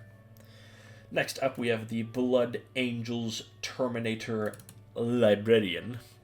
So this guy feels like just a refinement on the Terminator Librarian we were just looking at. Lots of more details, lots of little blood drops. 4 sacks going on. They've kind of drifted away from doing the crazy designs. This one is far more strict and regimented. Like the double-headed axe, that's a nice bit of continuity with Callisterius. Book banner is looking very small here, but it's better proportioned at the very least. I like the Combi Melta. I think it's a solid look. Even if it is a little strange how the muzzle of the bolter just dissolves into the muzzle of the Melta. I like the scripture here on his leg, and I like the big power cable connecting to his Force Axe. I'll be giving this guy probably just behind this guy. I still like him more. Next up we have, what is this guy named? Varys, a special edition Terminator Librarian. This guy was just, he was one of the last of the old type Terminators to be released. I believe he actually did come out in 9th edition, if I'm not mistaken. Sorry. So this guy, I think the pose is quite solid. Looks like he's calling down the magic. Also, we see the wrist-mounted bolter here being co-opted from the Grey Knights to the Librarians. Armor's looking a little plain, aside from the tabard with everything. Overall, I think this model's quite solid, though he is superseded by his younger version, which is definitely a better model. Though I do quite like this guy. I think the pose is very solid. I'll be giving him A tier, personally. Next up, we move on to the Primaris Librarian, who I think is quite a solid model, very effective. He's doing the sort of pondering walk forward while casting a spell, which, again, I think fits very well. Where is this guy? There he is. Primaris Librarian. I think the pose is pretty solid. It's nothing outstanding. Very similar to Severin Loth, if I'm being honest. I think the Psychic Hood and general accoutrements look quite nice. I think the face also looks quite solid. This guy does include a helmet, which is pretty standard Mark 10 helmet. I like the locked book on his belt, and the double having the cloak and then the over sort of jacket, I guess I'll call it, I think is a nice look as well. Not the absolute best we've looked at, but probably just behind Severin up here. Next up, we have a personal favorite of mine, the Phobos Librarian. This guy just looks awesome. Pose is fantastic. It's very, very, in motion. It's a gesture drawing almost. The way he's placing his fingers against his head looks like he's using witch sight or something to see into the future, and in front of him, maybe enemies he can't see with his regular vision. The tubing, I think, is at a nice level of size. I love the overall cloak wrapped around everything, and the leather button-up, I guess you could call it, across his main torso. Actually makes it look like this guy could be very stealthy if he was wearing the right camo, which is something that I think more Phobos Marines should take into account. I like the sort of gas mask aesthetic of his half helmet, and his sword is bringing back that crazy design at the base and just looks very imposing in general. And of course, he's wearing gloves, which is always a cool look for Space Marines, and he's hooded under his Psychic Hood. Double hood action. Absolutely an S-tier model, no doubt in my mind. Next up, we have the most recent Tigurius of the Ultramarines. Pose, I think, is quite good. It looks like he's calling forth a lot of magic power with his staff. They didn't bring the wings back. However, I still think this staff looks more refined than his Terminator younger self. I quite like his Psychic Hood. It's touching back to the 90s design with the Librarian logo at its top. And this guy, again, uses the cloak and tabard aesthetic, which is very cool. I think that this guy is a very effective model. I've never been like the biggest Tigerius fan or anything, so the character doesn't do much for me, but I think the model itself is quite nice. Yeah, pose is great. Looks like he's calling forth power. Also, we got the crazy design on the force haft back. Haft of the force staff is what I should have said. Or handle, whatever you want to call it. Very solid. Also, he's got a back banner, and back banners are always cool. If a character has one, or can have one, they should. Great model. I'll be giving him probably just behind Callisterius, or Mephiston. Speaking of Mephiston, we have the new and improved Mephiston, leaning far more into the vampiric aesthetic. I think this guy is a masterclass model. Love the update to his plasma pistol. General Primaris plasma weapons just look fantastic. Viteris, his sword, is looking imposing as ever with more jagged spikes. His power pack is nice and unique now with the spikes going around the vents. Interestingly, his collar has gotten smaller, but it looks, in my opinion, a bit more prominent, maybe because of the swooping design, which isn't that dissimilar to the last one, but it's less, exaggerated, but somehow I think it works better. Face looks far more like a fallen hero, which you could definitely, consider Mephiston fallen, since he did fall to chaos. He did fall to chaos. What am I saying? Fell to the Black Rage and overcame it. And the people who knew him before that said that, when Mephiston came back, he was just a completely different person. Love the flowing cape. It's so cool. All the injectors of blood and the blood vial in general looks great. The waist skirt is what I'm going to call it. Looks very nice and flowy. Love the musculature design on his torso. And the book is also a nice touch. This Mephiston model is just fantastic and is easily getting an S tier. Do I like him more than the Phobos Librarian? I do. Next up, we have the Terminator Librarian from 10th edition. This guy looks fantastic. This is how you do runed armor. Take notes, Space Wolf Rune Priest. Obviously, it's got all these deep inset runes, a few nodes that look like they would, channel the psychic power. His psychic hood feels properly cavernous and like a hood. The wrist-mounted bolter is just a nice look, and also kind of a cool attachment to the Grey Knights. And then you have, of course, a very solid-looking Force Axe. Even though I'm not the biggest Force Axe fan, I quite like this. I also like the way they did the chapter badge area, where they made it an inset part of the larger Terminator shoulder pad. This model just looks fantastic. Love the flowing, what can I think? Purity seals. The flowing purity seals look great. This model is just a masterclass overall, and is also, in my opinion, going up in S tier, even though he does lack a helmet. Anyways, that just about wraps up this video. Tell me what you thought down below, and I'll see you all next time. Bye-bye.